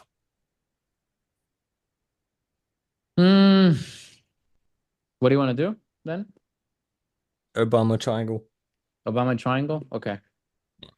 All right. Do you guys want to make it more difficult for George with another prospect? Give it to me. Isabel with a diabolical smile wants to make it difficult for you. Nah, but it's fine. I'm just trolling you. I'm gonna make it difficult for you because you landed a very good offer and you have been improving a lot. So right now, there's two of you who are gonna get probably the biggest dickhead version of me from now on. So it's George and Andronator. You two, I'm gonna make you feel really bad. Hopefully Nice. that is gonna help you more. Nice. And Let's do it. okay. So when you two are ready, just let me know. I'm gonna make myself a coffee because I haven't had coffee in 3 hours, which is a lot. A lot. So I'm gonna give me take a a shit. second. Let's begin. All right. So after a peaceful conversation where Isabel is threatening with violence to every single boy in here, we are going to, which I indulge, I agree. Let's begin. So it's George and Carlito, right? So everyone, let's pin Carlitos up. Nah. Let's pin him. Sorry. All right. Ah, All shit. right. And you're selling Obama Triangle, right? E-commerce? Yep. All Yep. right. So let me help you with the notes. Okay. This is good. How do I disable the chat? What? How do I disable the chat so I don't have to look at it? Oh, yeah. You just pop it into a different one. Like, I don't know. Okay. There's a button there. And Oh, then yeah, got it. put Yeah. the screen on top, if that makes sense. But never look at the Yeah. chat when you guys do this stuff because it's so distracting. Like literally, I'm cooked. it's Okay. yeah. Right. So whenever you guys are ready. Carlos, you ready? Yeah. Can you All hear right. me? Can you hear me? Hey, Carlos, can you hear me okay? Yes, man. How are you? Great, doing good, brother. What about you? Where you calling from? I see like what is that, FF coffee shop? Oh, yes, man. I'm right outside a strip club. Interesting. Is this Yeah. a good time? Like, are you gonna be disturbed with some strippers or what? No, it's daytime right now. I'm just the manager. No, fuck it. No, don't forget I said that. I'm just outside. It's daytime. It's so cool. Okay, you're good? Yeah. Yeah. Right. All right, man. Well, I know we have a limited amount of time. Shall we just jump into it and see how we can make you some money with ecom? Of course, man. Great, brother. So, yeah, I mean, really the purpose of this call is going to be pretty simple. It's just to see one thing, which is it the right fit for you, Carlos, to join commerce? And the way we're going to do that is I just ask you a few questions on where you are now in life, why even do ecom, right, in the first place? And if it's something that you want to do, sure, I can walk you through all the details of it. If it's something you don't want to do, just tell me. Like, it's fine. So ultimately, the ball is in your court. Does that make sense? Yeah, man. Makes sense. Great, wonderful. And also, I'm a pretty direct guy, so I like to ask questions. Sometimes it might get personal, but it's just to help you out and bring out the best in you. Are you able to have that same level of transparency with me? Yes, of course. Awesome. Great. Hey, kick things off, man. Let me know what's Boss, the main reason. boss. So everyone, rewatch that. That's how you do an intro. Very well. Very good. Very conversational, very chill, relaxed, maintaining the authority. Good shit. What I would say you could change is when you say I might ask some questions, they might get personal. You will get like 15% of people who tell you, what do you mean with personal? And now you're battling. So what I would just say is what I do. I'm going to ask you questions now. I'm very direct and very transparent so that we can have a efficient conversation. I expect the same out of you. We're good with that? We are, yeah, absolutely. Everyone loves that. So in that way, you're doing the same. But if you go so immediately, I'm going to ask you personal questions, people are like, you know. So Mm, that makes yeah. sense. Uh, Maybe if yeah, you I've not frame had it later, pushback with it maybe yet.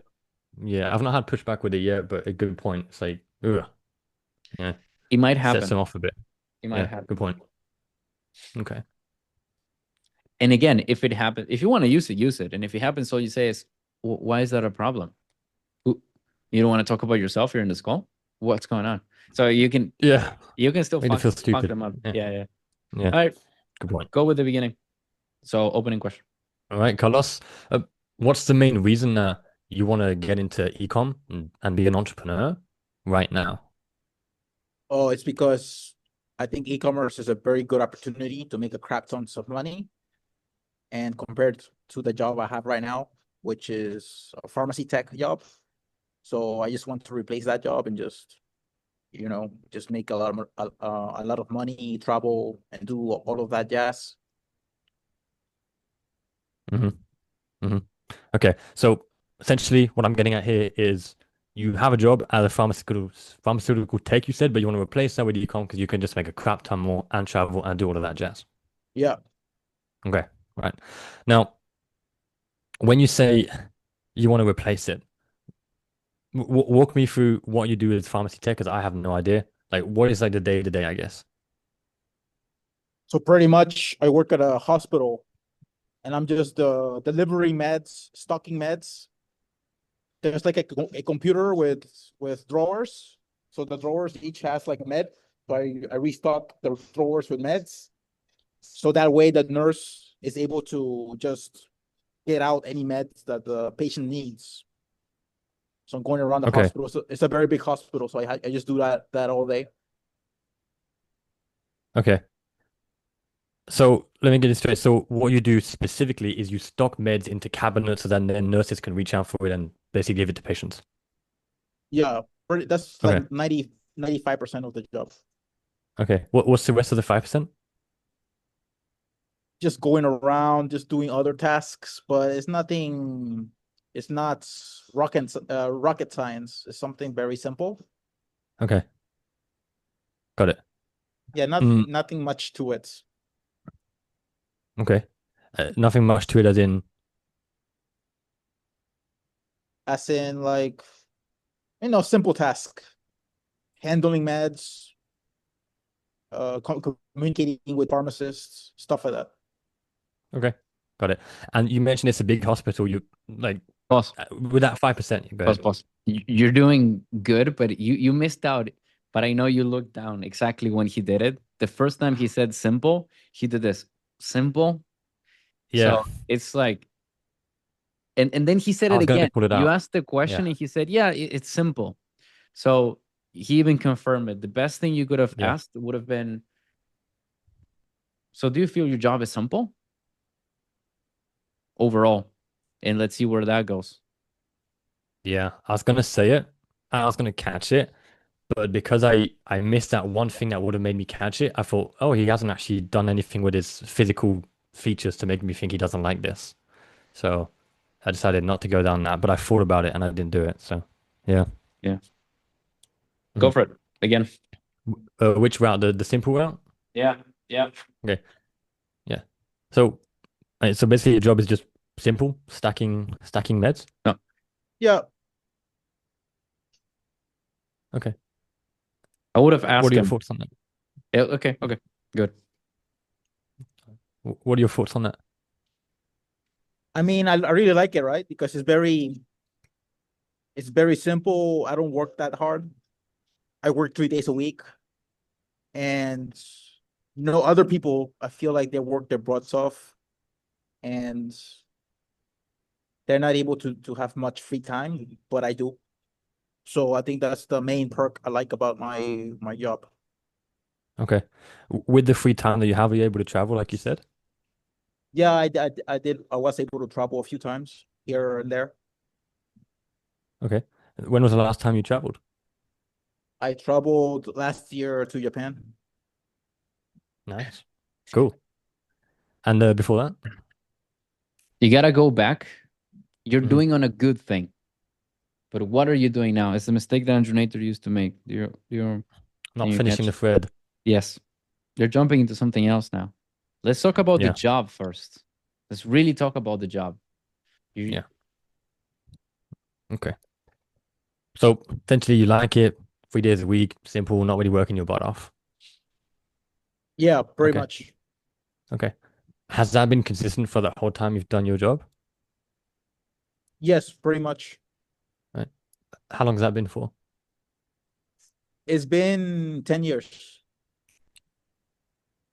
Okay. So I'll show you. Look at the difference on this. So going back to the question of, I asked you, it's simple. You say, yeah, I like it because of this. It gives me time, whatever. My question now is, and role play with me. Okay. I mean, if you like it and it gives you time, why not just stay with it? I need more money, man. I want to live that lifestyle of buying luxuries, being able to travel more, and just have more breathing room in financially.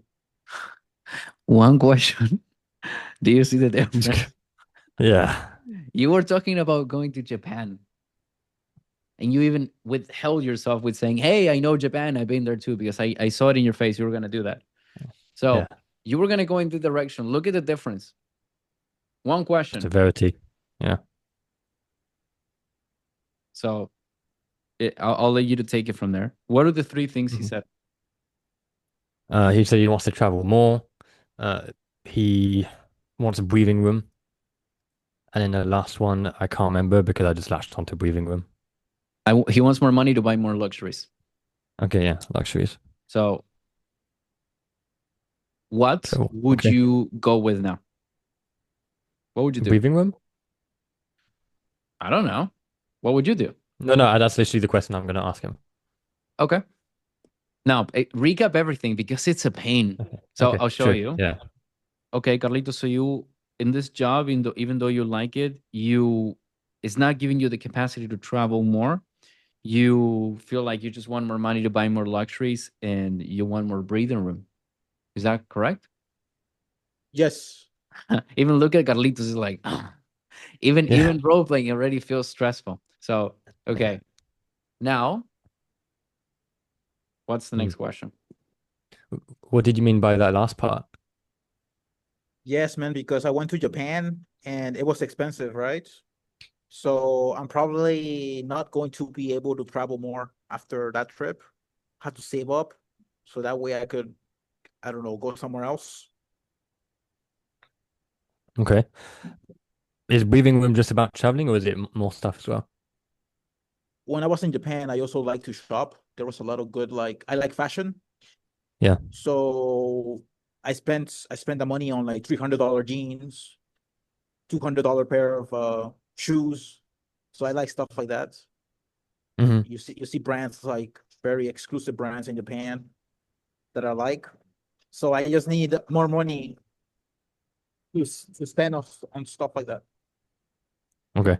Got it. So essentially for traveling, for spending money on luxuries, like you said, how much did you have to save up for that trip to Japan? Like how long did it take you? Sorry? So that was like in total the trip and the hotels and the things I did over there. It's just like I don't know, 4K, 5K. Yeah. Look at the How long difference. did that take you? Good, but look at the difference. Well spot, Jaden. Okay, it sounds like you want this, like more luxuries, but you said you need this. It, what do you mean would you need that? Carlitos. Oh, okay. It's something that I really like. You know, I even as a kid I liked fashion. So it would be nice to buy the stuff I want. You know, these exclusive brands. I like para boots. I like the jeans. I like stuff like that. Shoes.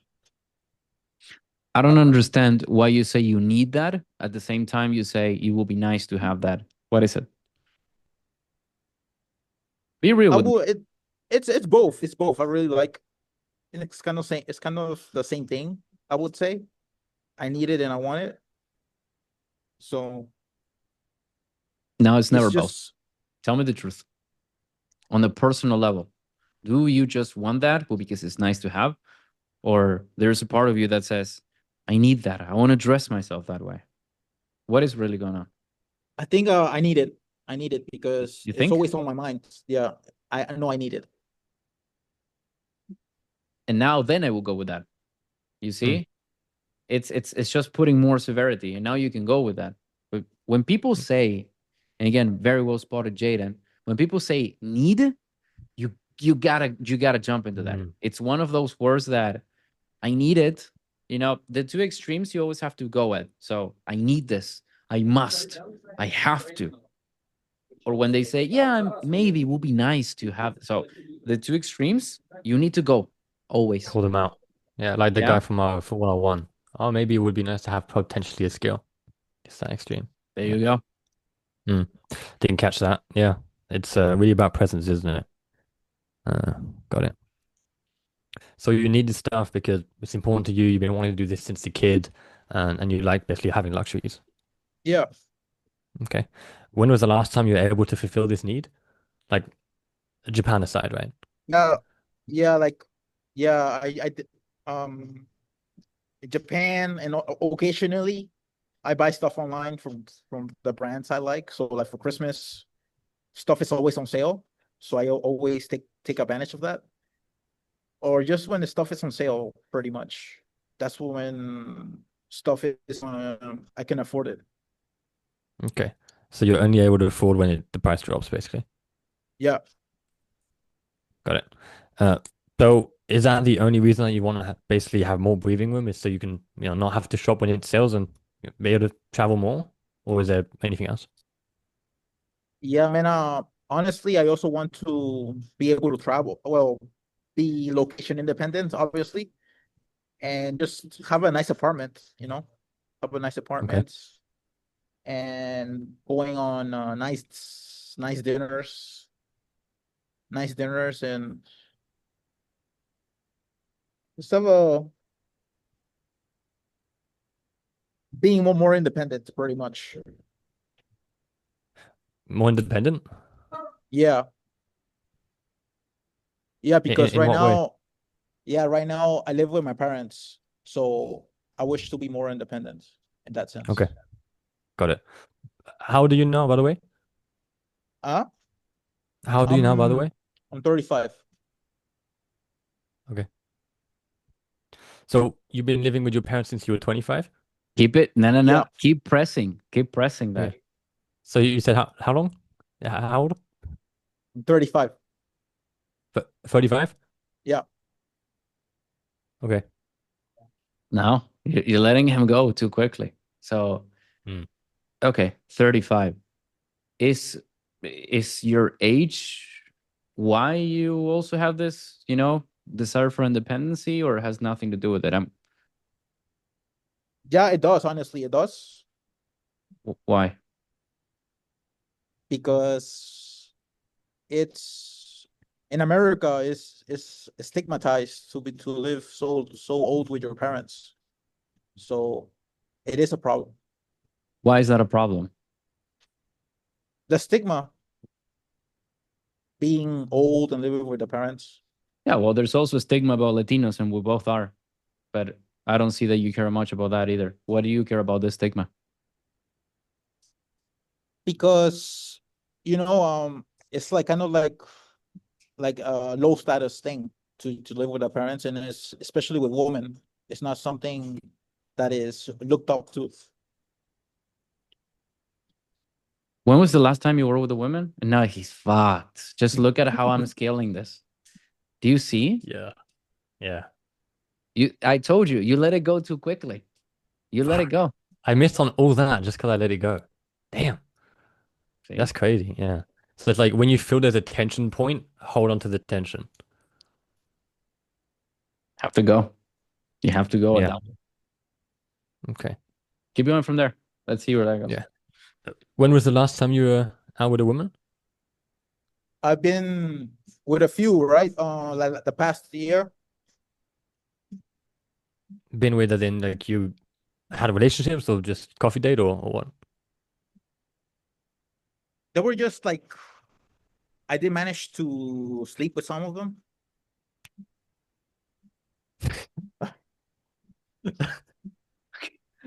Okay.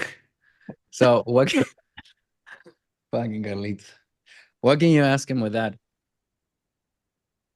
Okay. Did it turn into anything else? Or is it just No, no, no, except no, with no, no, no, no, no. Oh, I'll show you. Just look at this. Okay. okay. Where did you guys slept? It was at her house, or sometimes, when I'm alone, I could just bring them over here. You couldn't bring them while your parents are there? No, obviously not, because it's kind of weird. But you live there. Why is weird? Because they're around. You're not gonna, like you, right? You wouldn't fuck when your parents are around. So Okay. Do you think they see it as weird? Not they as your parents. No, I'm talking about as your parents. I'm talking about them, the girls. Do you think they they think about this? How do they see it? probably it's probably a little bit inadequate, the situation, What does that mean? because they are around, and having sex around them is like something filthy. It's a filthy act. So if you're around with parents, it's like a little bit weird. Okay, so your parents think this is a filthy act, and you are what I am seeing is kind of yeah, the chat is criminal. And you're kind of it looks like you embarrassed. This is what I am seeing. You really don't want to take them. But my question is from their side, the women's side, what do you think they think when they go to your house and they have to go when your parents are not there, knowing that you're 35? Um, when my parents are not there. Sorry, you said that? What do the women think about Oh, you having to sneak them to fuck them when your parents are not home because you don't have a place on your own? yeah, they probably think it's kind of hard to like do it there. They probably think it's not adequate or appropriate, perhaps. Is this affecting your dating life? That's what I'm trying to understand. Yeah, it is. It definitely is. Is your dating life being fixed one of the reasons on why you want to do this? Yeah, definitely. Do you see? Now I'm starting to link it all together. But Yeah. the big point here is for you to realize that you stop pressing and look at Yeah. what you missed. Yeah, that's crazy. Yeah. Yeah. So okay, I get it more now. Location freedom, being able to spend more on luxuries, uh, being able to date more women, all that to me it screams higher status. Would you agree? Yeah, pretty much, essentially. Okay. So what are your thoughts on that? You said low status. Is that something that you feel is going on right now? I mean, knowing that you live with your parents. No. So I'm seeing that you like to be a man who's high status. Is that correct? Yeah, it is. The luxuries, living alone, the independence, traveling. Yeah. How high status do you feel now? Mm, I think I do feel low status. Let's say 1 to 10. 10 is, I don't know, Brad Pitt. One is the guy who's on the fucking street living. So where are you? I would say it's a 3.5. 3.5. Yeah. Take it from there, George. 3.5 is like. What are your thoughts on 3.5? How would you describe that? Yeah, man, like I said, I live with my parents. The job I have, there's like a hierarchy. I'm a pharmacy tech. There's a pharmacist, there's doctors, there's nurses. So I feel like in the social ladder, I feel like I'm kind of like in the bottom. Okay. But I don't think you understand. I meant like, what words would you describe a 3.5 out of 10? Excuse me? What words would you use to describe a 3.5 out of 10? Oh, a 3.5. How would I describe it? Visually. Oh, visually. It's Viscerally. in detail. viscerally. Yeah, man, it feels rough. 3.5 and it feels rough. Yep. In what way? Because like I said, the woman, the and I will say it's mainly just the woman aspect. In terms of what? That's causing you to feel like a 3.5 out of 10. I'm sorry? That's what's causing you to feel like a 3.5 out of 10 is mainly the women. I think so because essentially, most of the other things is like for me it's secondary. So it's like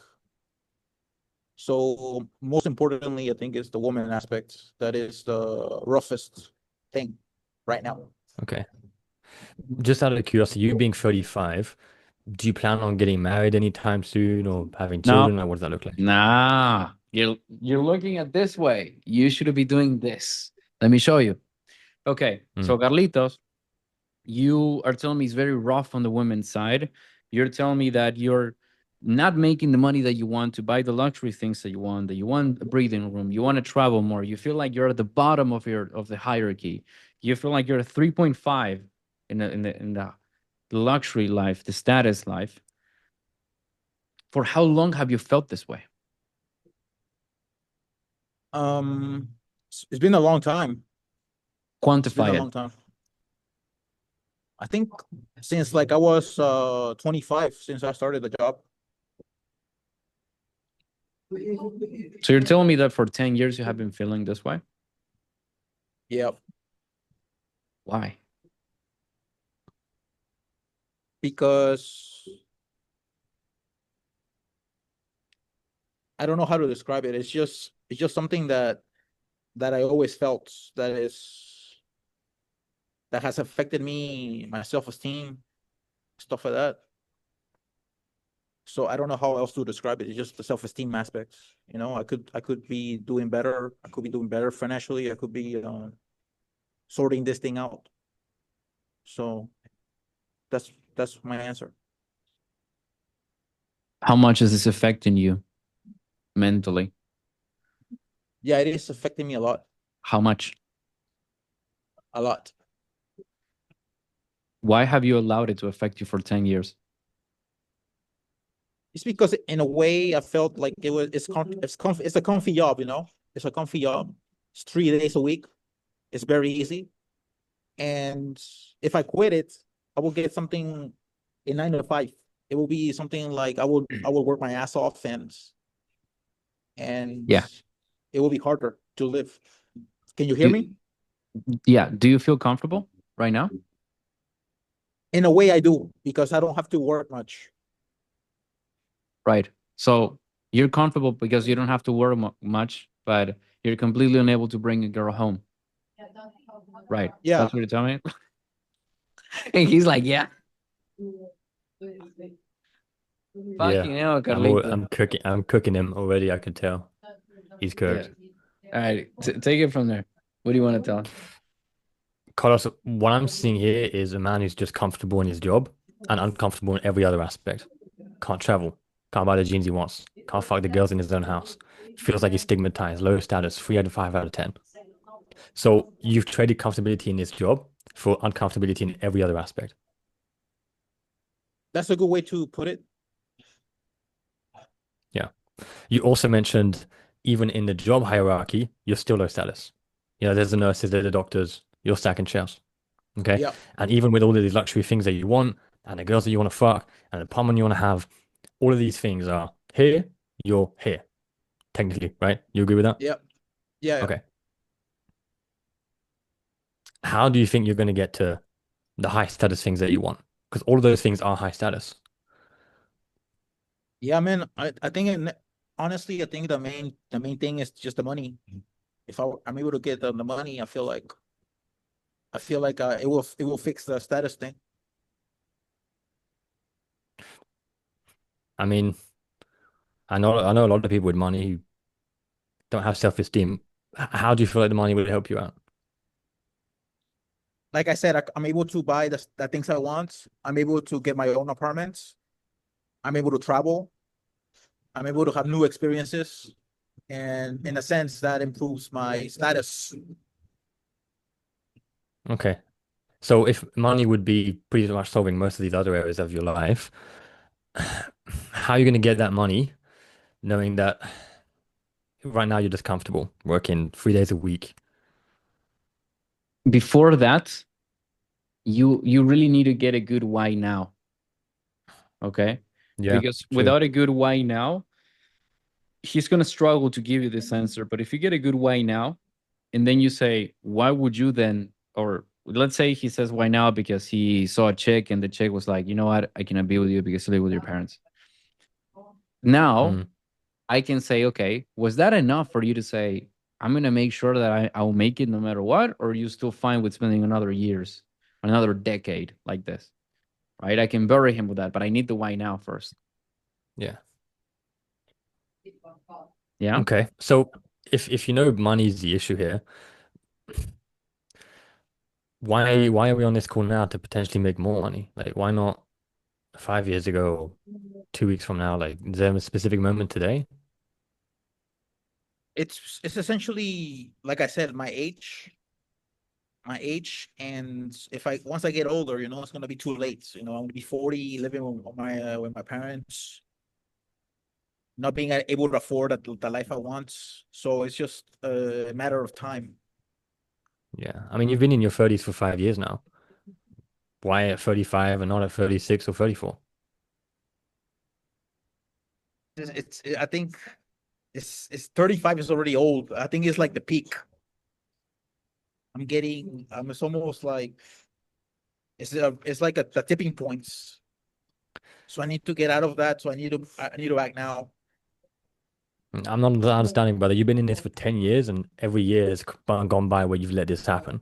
What is so magically specific about 35? Did Mary Poppins knock on your door? Like, what's going on? Because I need to date younger chicks. If I get older, they're gonna be out of reach.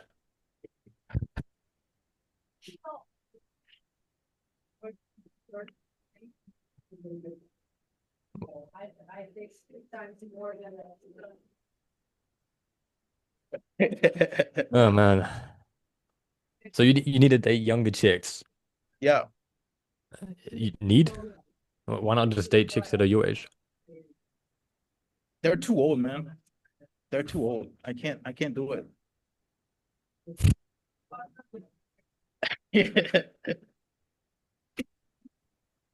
I mean, you said you're getting old as well. Why is that a problem? I don't understand. If you're both aging, it's beautiful. You get to die together. I don't know. Or what's so wrong about that? They expire like milk, man. What can I do? No, What can I no, say? you're going on the wrong tangent on that one. Uh, Don't go on that one. Go on the why him, right? Because he's still giving you an accessory reason, not his own reason. Okay. yeah. Okay. It's because women are old It's because the age is okay. What about you? What's going on in your life that makes you say 35 is the peak? Why not 36? Why would you take action today and not in the future? Help me understand. You can literally say that to him like that. Yeah. You're talking about women, you're talking about all these other things. What about you? I don't understand why you at 35 is the peak. I read in a book. It's called Irrational Male, and he said that the peak of the male is 35. So that's something I remember. And also, like I said, some girls, I'm older now, so some girls rejected me that were younger. So I need to sort of things out before it gets too late. Okay. That book, what did you define as the peak at 35? Yes, it defined it as the peak being 35. In what does that mean, the peak? That's like the peak of the man, the peak of the man should be when they're financially stable, when they would have money. 35 should be the peak, but I don't even have anything of that. I don't have money. I don't have like high status. Okay. And I always hear Tate talking about being a high value man, valuable man. So stuff like that. Okay.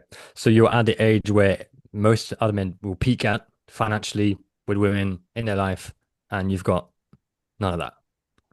Yes, because by the time 40 gets around, it'll be too late. So ideally it should be 30 in the 30s that you should be successful. Knowing that you're halfway there, for halfway through your 30s, how successful do you feel now? I don't feel successful at all. Okay.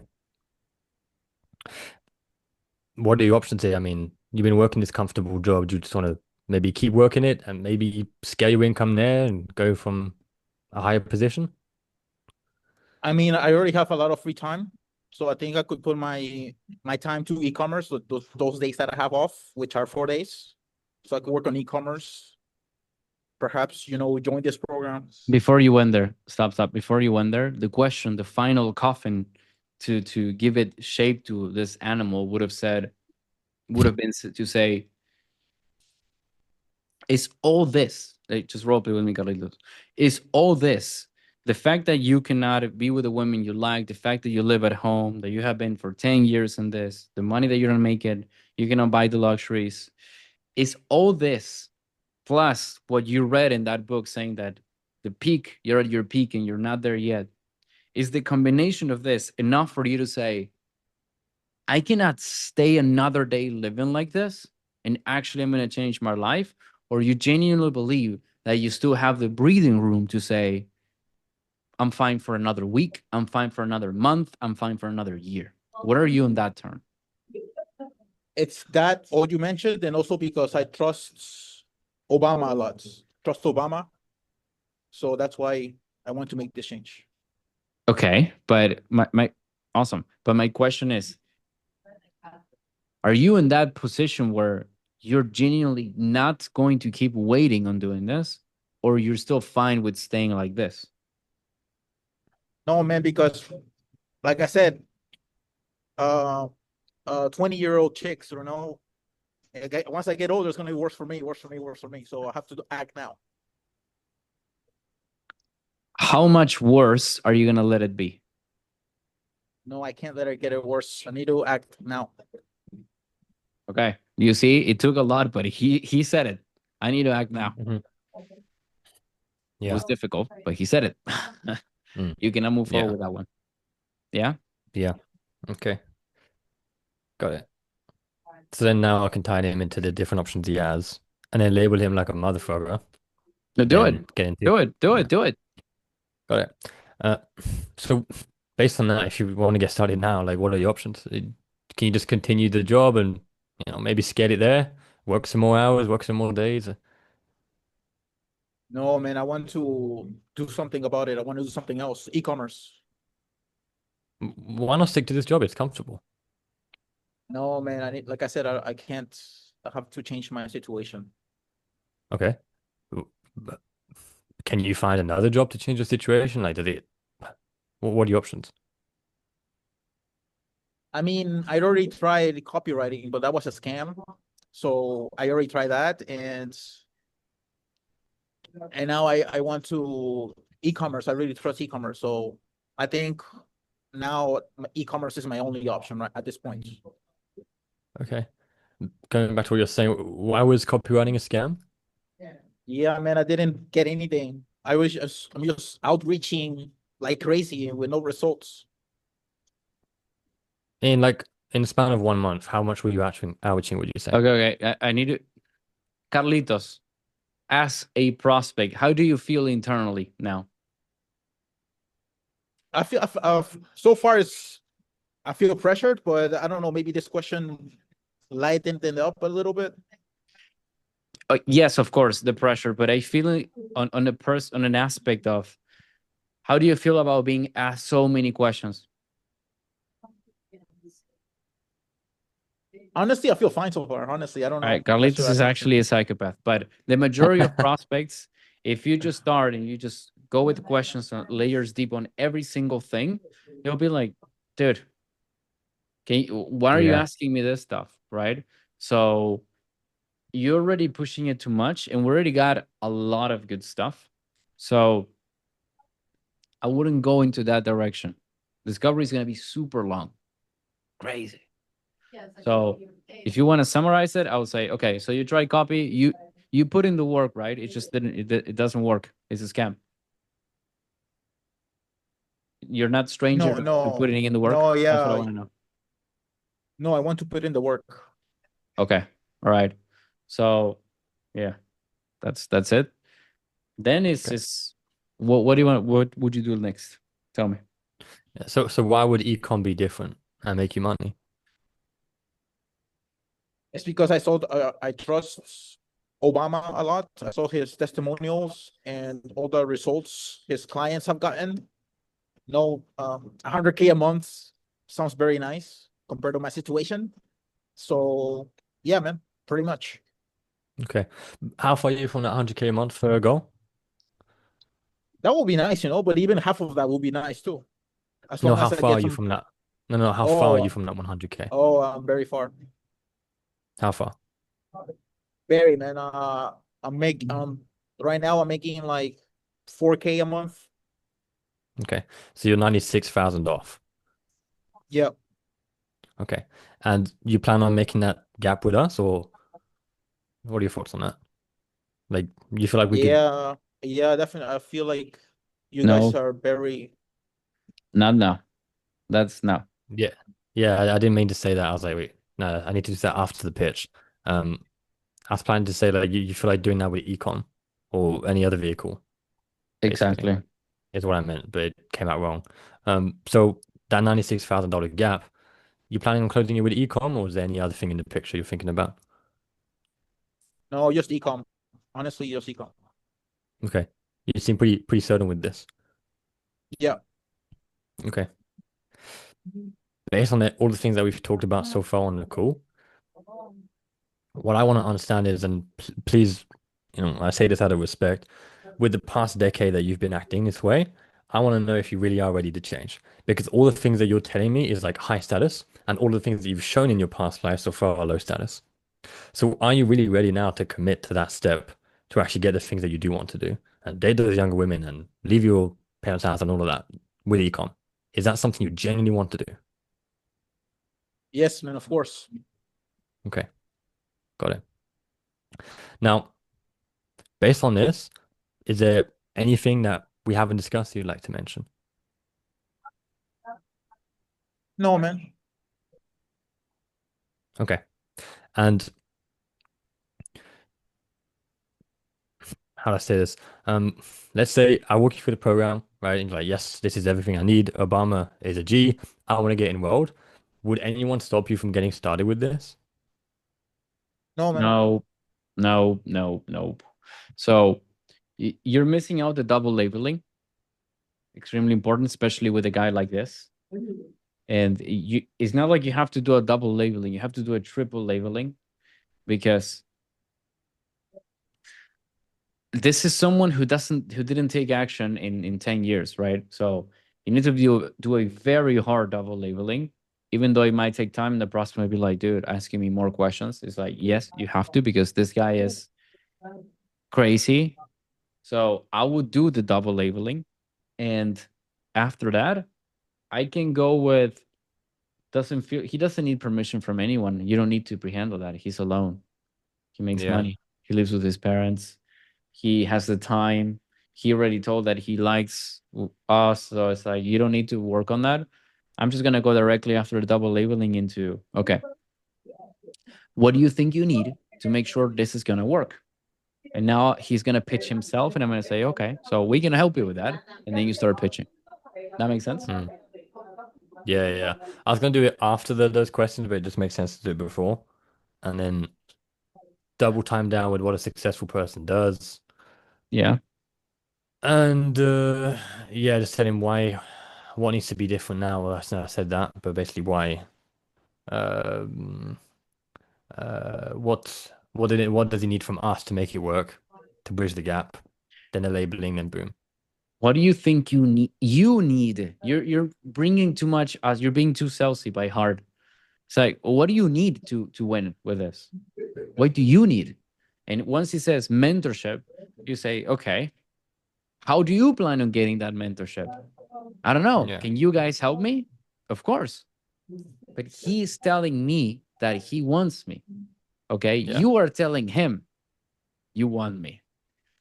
No, not powerful. That makes sense? Yeah. Okay. Yeah, that makes sense.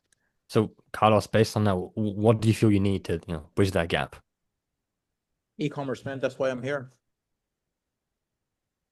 E-commerce? No, I Yep. think like, what do you need? What do I need? What do you mean? Sorry. To be successful with Well, e-commerce. What do you need Oh. to be successful? I need to be driven, disciplined. Carlitos says, no. Make it clear. Let's just pretend you already did the double labeling. Oh, okay. So He's asking you, what do you need to make sure you're gonna win in e-commerce like you want? invest in this program, man. This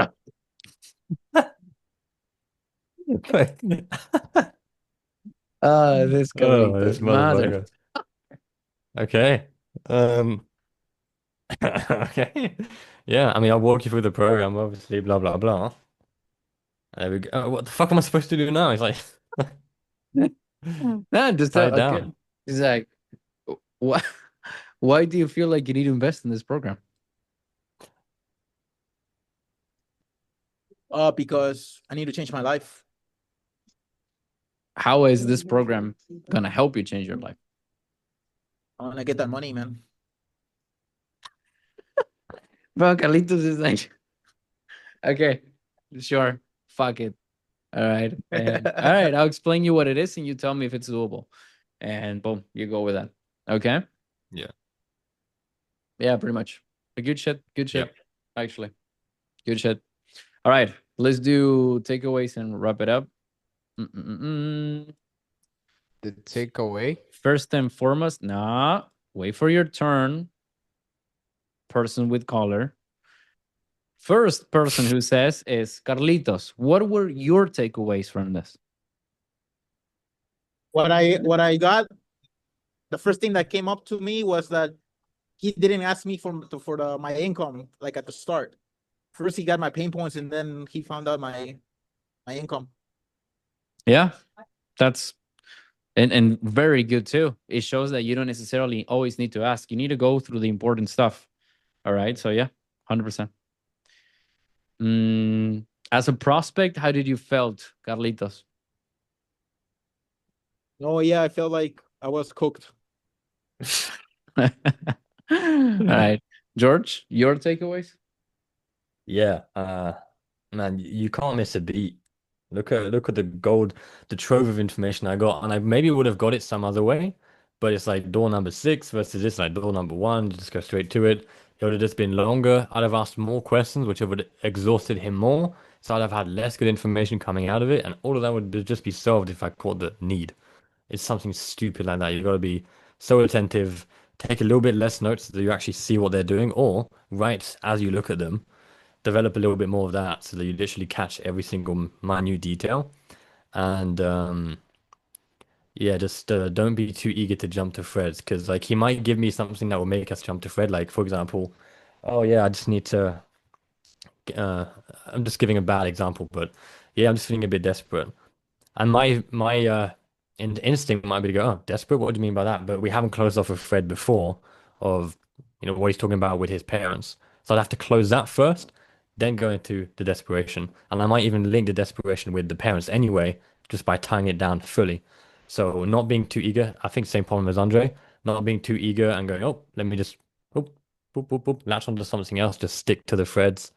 And that's basically the digging your way through it, isn't it? It literally is the way to do it. So, And yeah. reminding you the difference between you stop pressing him. That was a And big because one I as well. get going, Yeah. look at the difference. Yeah. And I knew the pressure point and I didn't do it. That's another thing. It's like I thought Why about not? it. Didn't do it. Why not? Yeah. I didn't know how to. Or maybe I was uncomfortable to do it. Maybe. I think a bit of both. What if it was a real Yeah. prospect? Would you be more uncomfortable?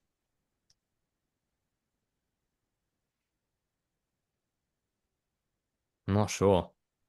Maybe I'd have just gone with it. I don't know. See, I think I don't know. Like I genuinely have no idea. Okay. Yeah. You cannot have the luxury of doubting that. You Yeah. can't. Because that would have made a difference. You in that Yeah. call alone, even though you did good, you wouldn't have not seen anything about the women. And that was Yeah. the biggest pain point. I saw it. Yeah, when he talked about women, I was like, damn, this is so much deeper than fucking traveling and spending bucks on China. I was like, You ah, were going shit. with Japan. I missed all of that. Motherfucker. I'm like, what? You see? Yeah, The and I might have got prospects, it yeah. by just unselling him, but it's just not as powerful. Be like, why don't you just stick to the job and scale that? Oh, it's not enough money. Why do you need the money? Oh, I don't want to move out. Why do you want to move out? And then I would have gotten it, but it's like, it'd been fucking 40 minutes. Yeah. Yeah. Good You, point. yeah. You gotta really take a note on that because it's super important. All right. Just Yeah. again, It's the like, difference. You were talking about yeah. Japan. Look at the conversation I had. Yeah. Yeah, I knew where the pressure point was, I just didn't apply it. So it's like a difference between knowing and doing. You still gotta fucking do it, even if you know it. Yeah. So good shit. Yeah, great role play. Yeah. So Tyler, I think you spoke first, even though Jaden raised the hand. Tyler? Yeah. The first takeaway is how you can be visceral, like from the get-go, if the guy is fucking around, especially with the job. It's something I overthink a lot on calls, especially if they say, "Oh, I really like my job, XYZ." By me not being that viscerally real, it's like I take the long way around it when I can not overthink it and just view it as curiosity to say, if you like this job so much, why don't you just stay there? And that allows you to move faster, as you said, efficiency on calls. The second thing is hold on to tension, even though it's uncomfortable for the both of you guys. But that's the very thing that allows the conversation to be different from everything else. Because as you keep on pressing him, he's feeling it. And when he's feeling it, he will change. But if you let go of that tension, it's like you're removing him from the fire. Then he starts to rationalize again. So, yeah, that's it. Good shit. Führer? Uh, like Tyler and George say pretty much almost every takeaway, like being fast, calling things out, inconsistency, saying that I like my job, but I want to transition. Your way, you unsold them and immediately you got the pain point. And I feel like you were going down vertically, with George, it was more like horizontally. That was my biggest takeaway. And also like being faster, because this is another question that I have, because my discoveries are very long. And now we have the cost of inaction, we have labeling, what have you tried? So the question is, I mean, obviously it's about 80-20, but with labeling and cost cost of inaction. How important are those two? Because sometimes I'm already 30 minutes into the discovery and I Of don't even course. know if I should do labeling No, or no, no, the I cost of understand. inaction. I understand. So all I'm giving you, lads, is tools for you guys to use. Okay. For example, enticing. You guys were really hyped with enticing. None of you are using enticing. I was like, what the fuck? I used enticing. I think I used it on, I think it was on the call with Isabel or with Carlitos. I don't remember. That I said pretty much, oh, you're making good money with that, right? It was with you, Jaden. Yeah, So yeah, that's yeah, yeah. enticing. So my point is, all these are tools that you use and strategies, but you said it. You're answering your own question. The 80-20. All right. You focus on the things, the 20% of the things that give you 80% of the results. That 20% is the pain, the problem. Okay. So let me. Jesus, I'm making a mess with this. I'm gonna draw it for you guys so you guys can see. Like super simple, but I want you pay attention to this. So it's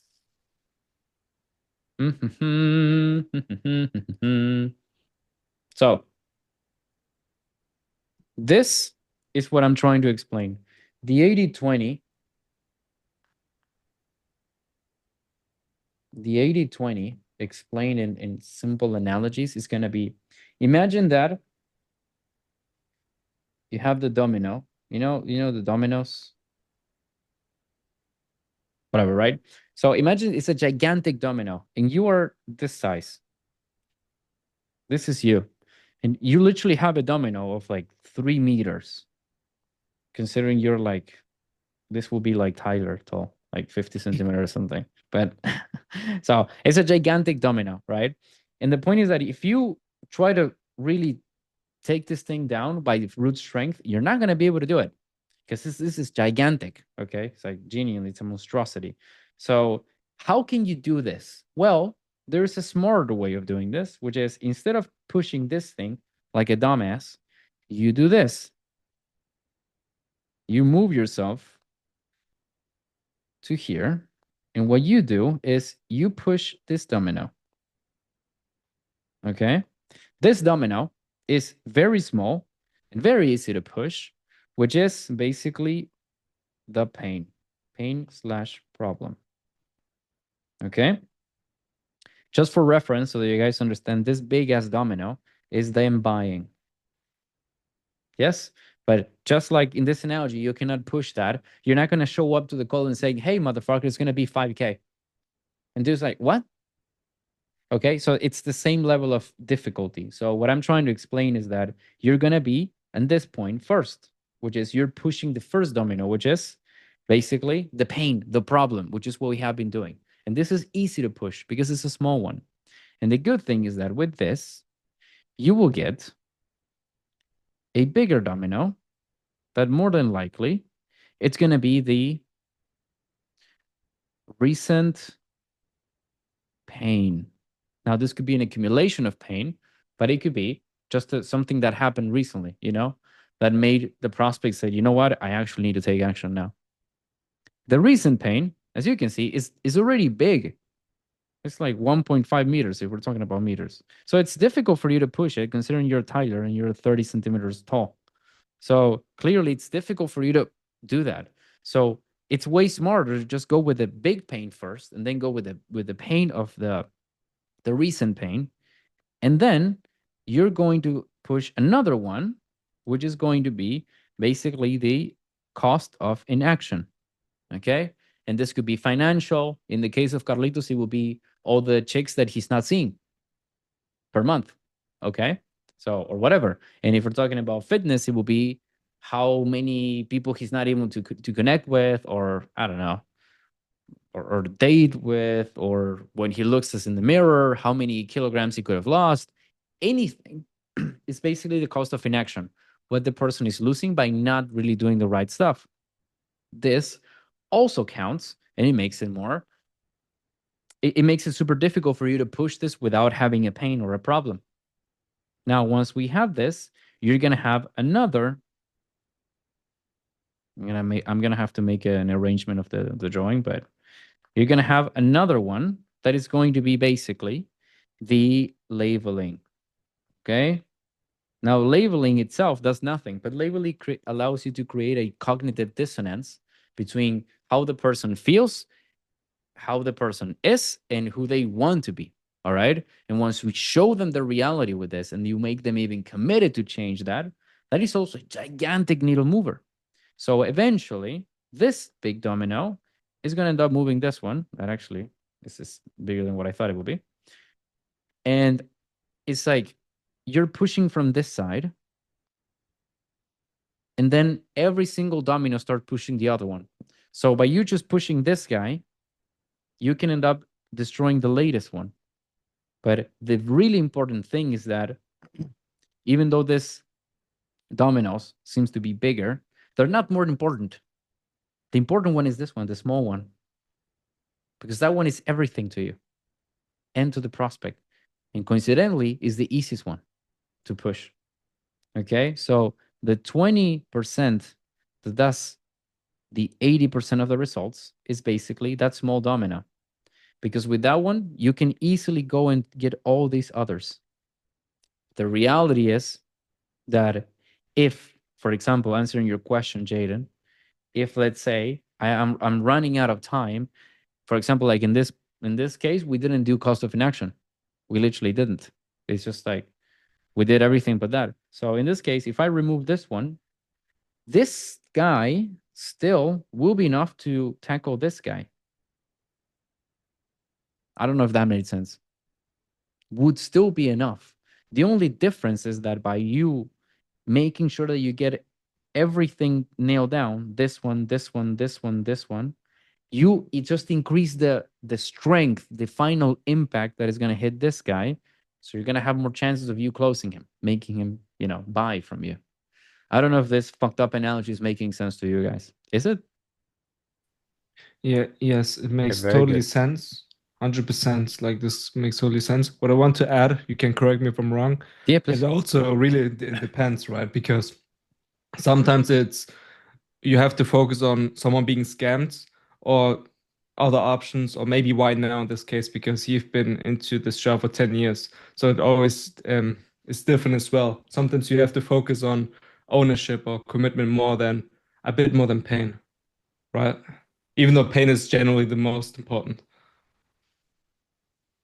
If I draw it, it will be kind of like this, Jaden. Like little ones in the middle. The ownership, the commitment, all the stuff that I'm teaching you, it's little things that are in the middle. So yes, they're extremely important, but all that I'm trying to explain with this analogy is that every single one of these matter, but it's this. It's this. This is everything. Okay? This is everything. There was a drawing that explains it better. It's kind of like a maze, that in order for you to go through every door, you have to like literally tackle the first one and then the other one and then the other one. That's another visual representation of this. But what I'm trying to explain is that everything matters. But the more you focus on this guy, the more chances you're going to have of end up destroying this. But you never want to start focusing on this guy first, or this guy first, labeling alone, or just the cost of inaction alone, because this is what you should be focusing, just on the current pain, just on for how long that pain has been and how is that affecting, because that is the 80-20. That is everything that matters. Because if you don't have a pain, I can label you all fucking day, Jaden, for you to become the next Messi and play soccer like an animal. That doesn't mean that you're going to play it. That makes sense? So Yeah, those that are makes sense. add-ons. Those are add-ons. I can make you take ownership on you saying, I want to be the best soccer player on the planet. That doesn't mean you're still going to do it because you don't have a problem. Why not being a football player is a problem to you? It's not. Yeah? 100%. I don't think this weird analogy made sense, but hopefully it did. It does. It does, and it also follows my takeaway, if I may share. You may share. So my takeaway is be fast with your questions and make sure you're pressing on the right tension Otherwise, you will exhaust the prospect from making a decision. Yes. Yes. If you guys spend too much time on the call, the prospect is like, fuck this. I don't want to do it anymore. So yeah. Did he roll? That's crazy. So yeah. All right. Good shit. All right.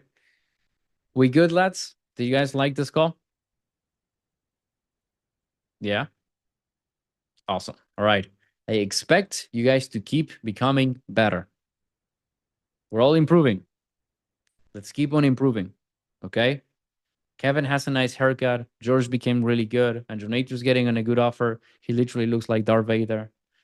Amro looks like a mob boss. We're all improving, okay? Let's make sure that we keep evolving. So yes. Carlos is sounding more American. All right. So all right, lads. I will see you all on Sunday. We have call number 2. So let's keep cooking, okay? Peace out, everyone. Peace, man. And there it is. There you fucking have it. That is how you become a complete monster in sales. This is how you find pain. This is how you create the pressure. This is how you close fucking deals. Okay? Learn this, master this, and you will win. That is the difference on who can win. And it's all because they are learning from people who know what the fuck they're doing.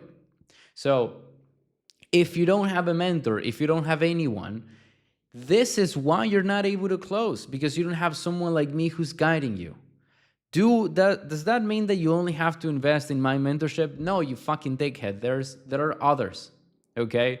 You have all types. You have great mentorships that are wanking off to the universe and vibrations all day. You have great mentorships that are a bit obsessed on the tonality shit, or another ones in objection handling. Find what is good for you, but find the mentorship that actually shows you how to do the stuff. Okay? That is how you win. Stop trying to solo this shit. All right? Anyways, I'm assuming this was informative to you. I'm assuming you won. And if you want to work with me, link is down there. I'm pretty sure you know about it. So, yeah. Go out there, win, and remember, skills are extremely important. But if you're a confident motherfucker and you are not afraid of having the real conversations, you're going to close a lot more. All right? See you in the next one.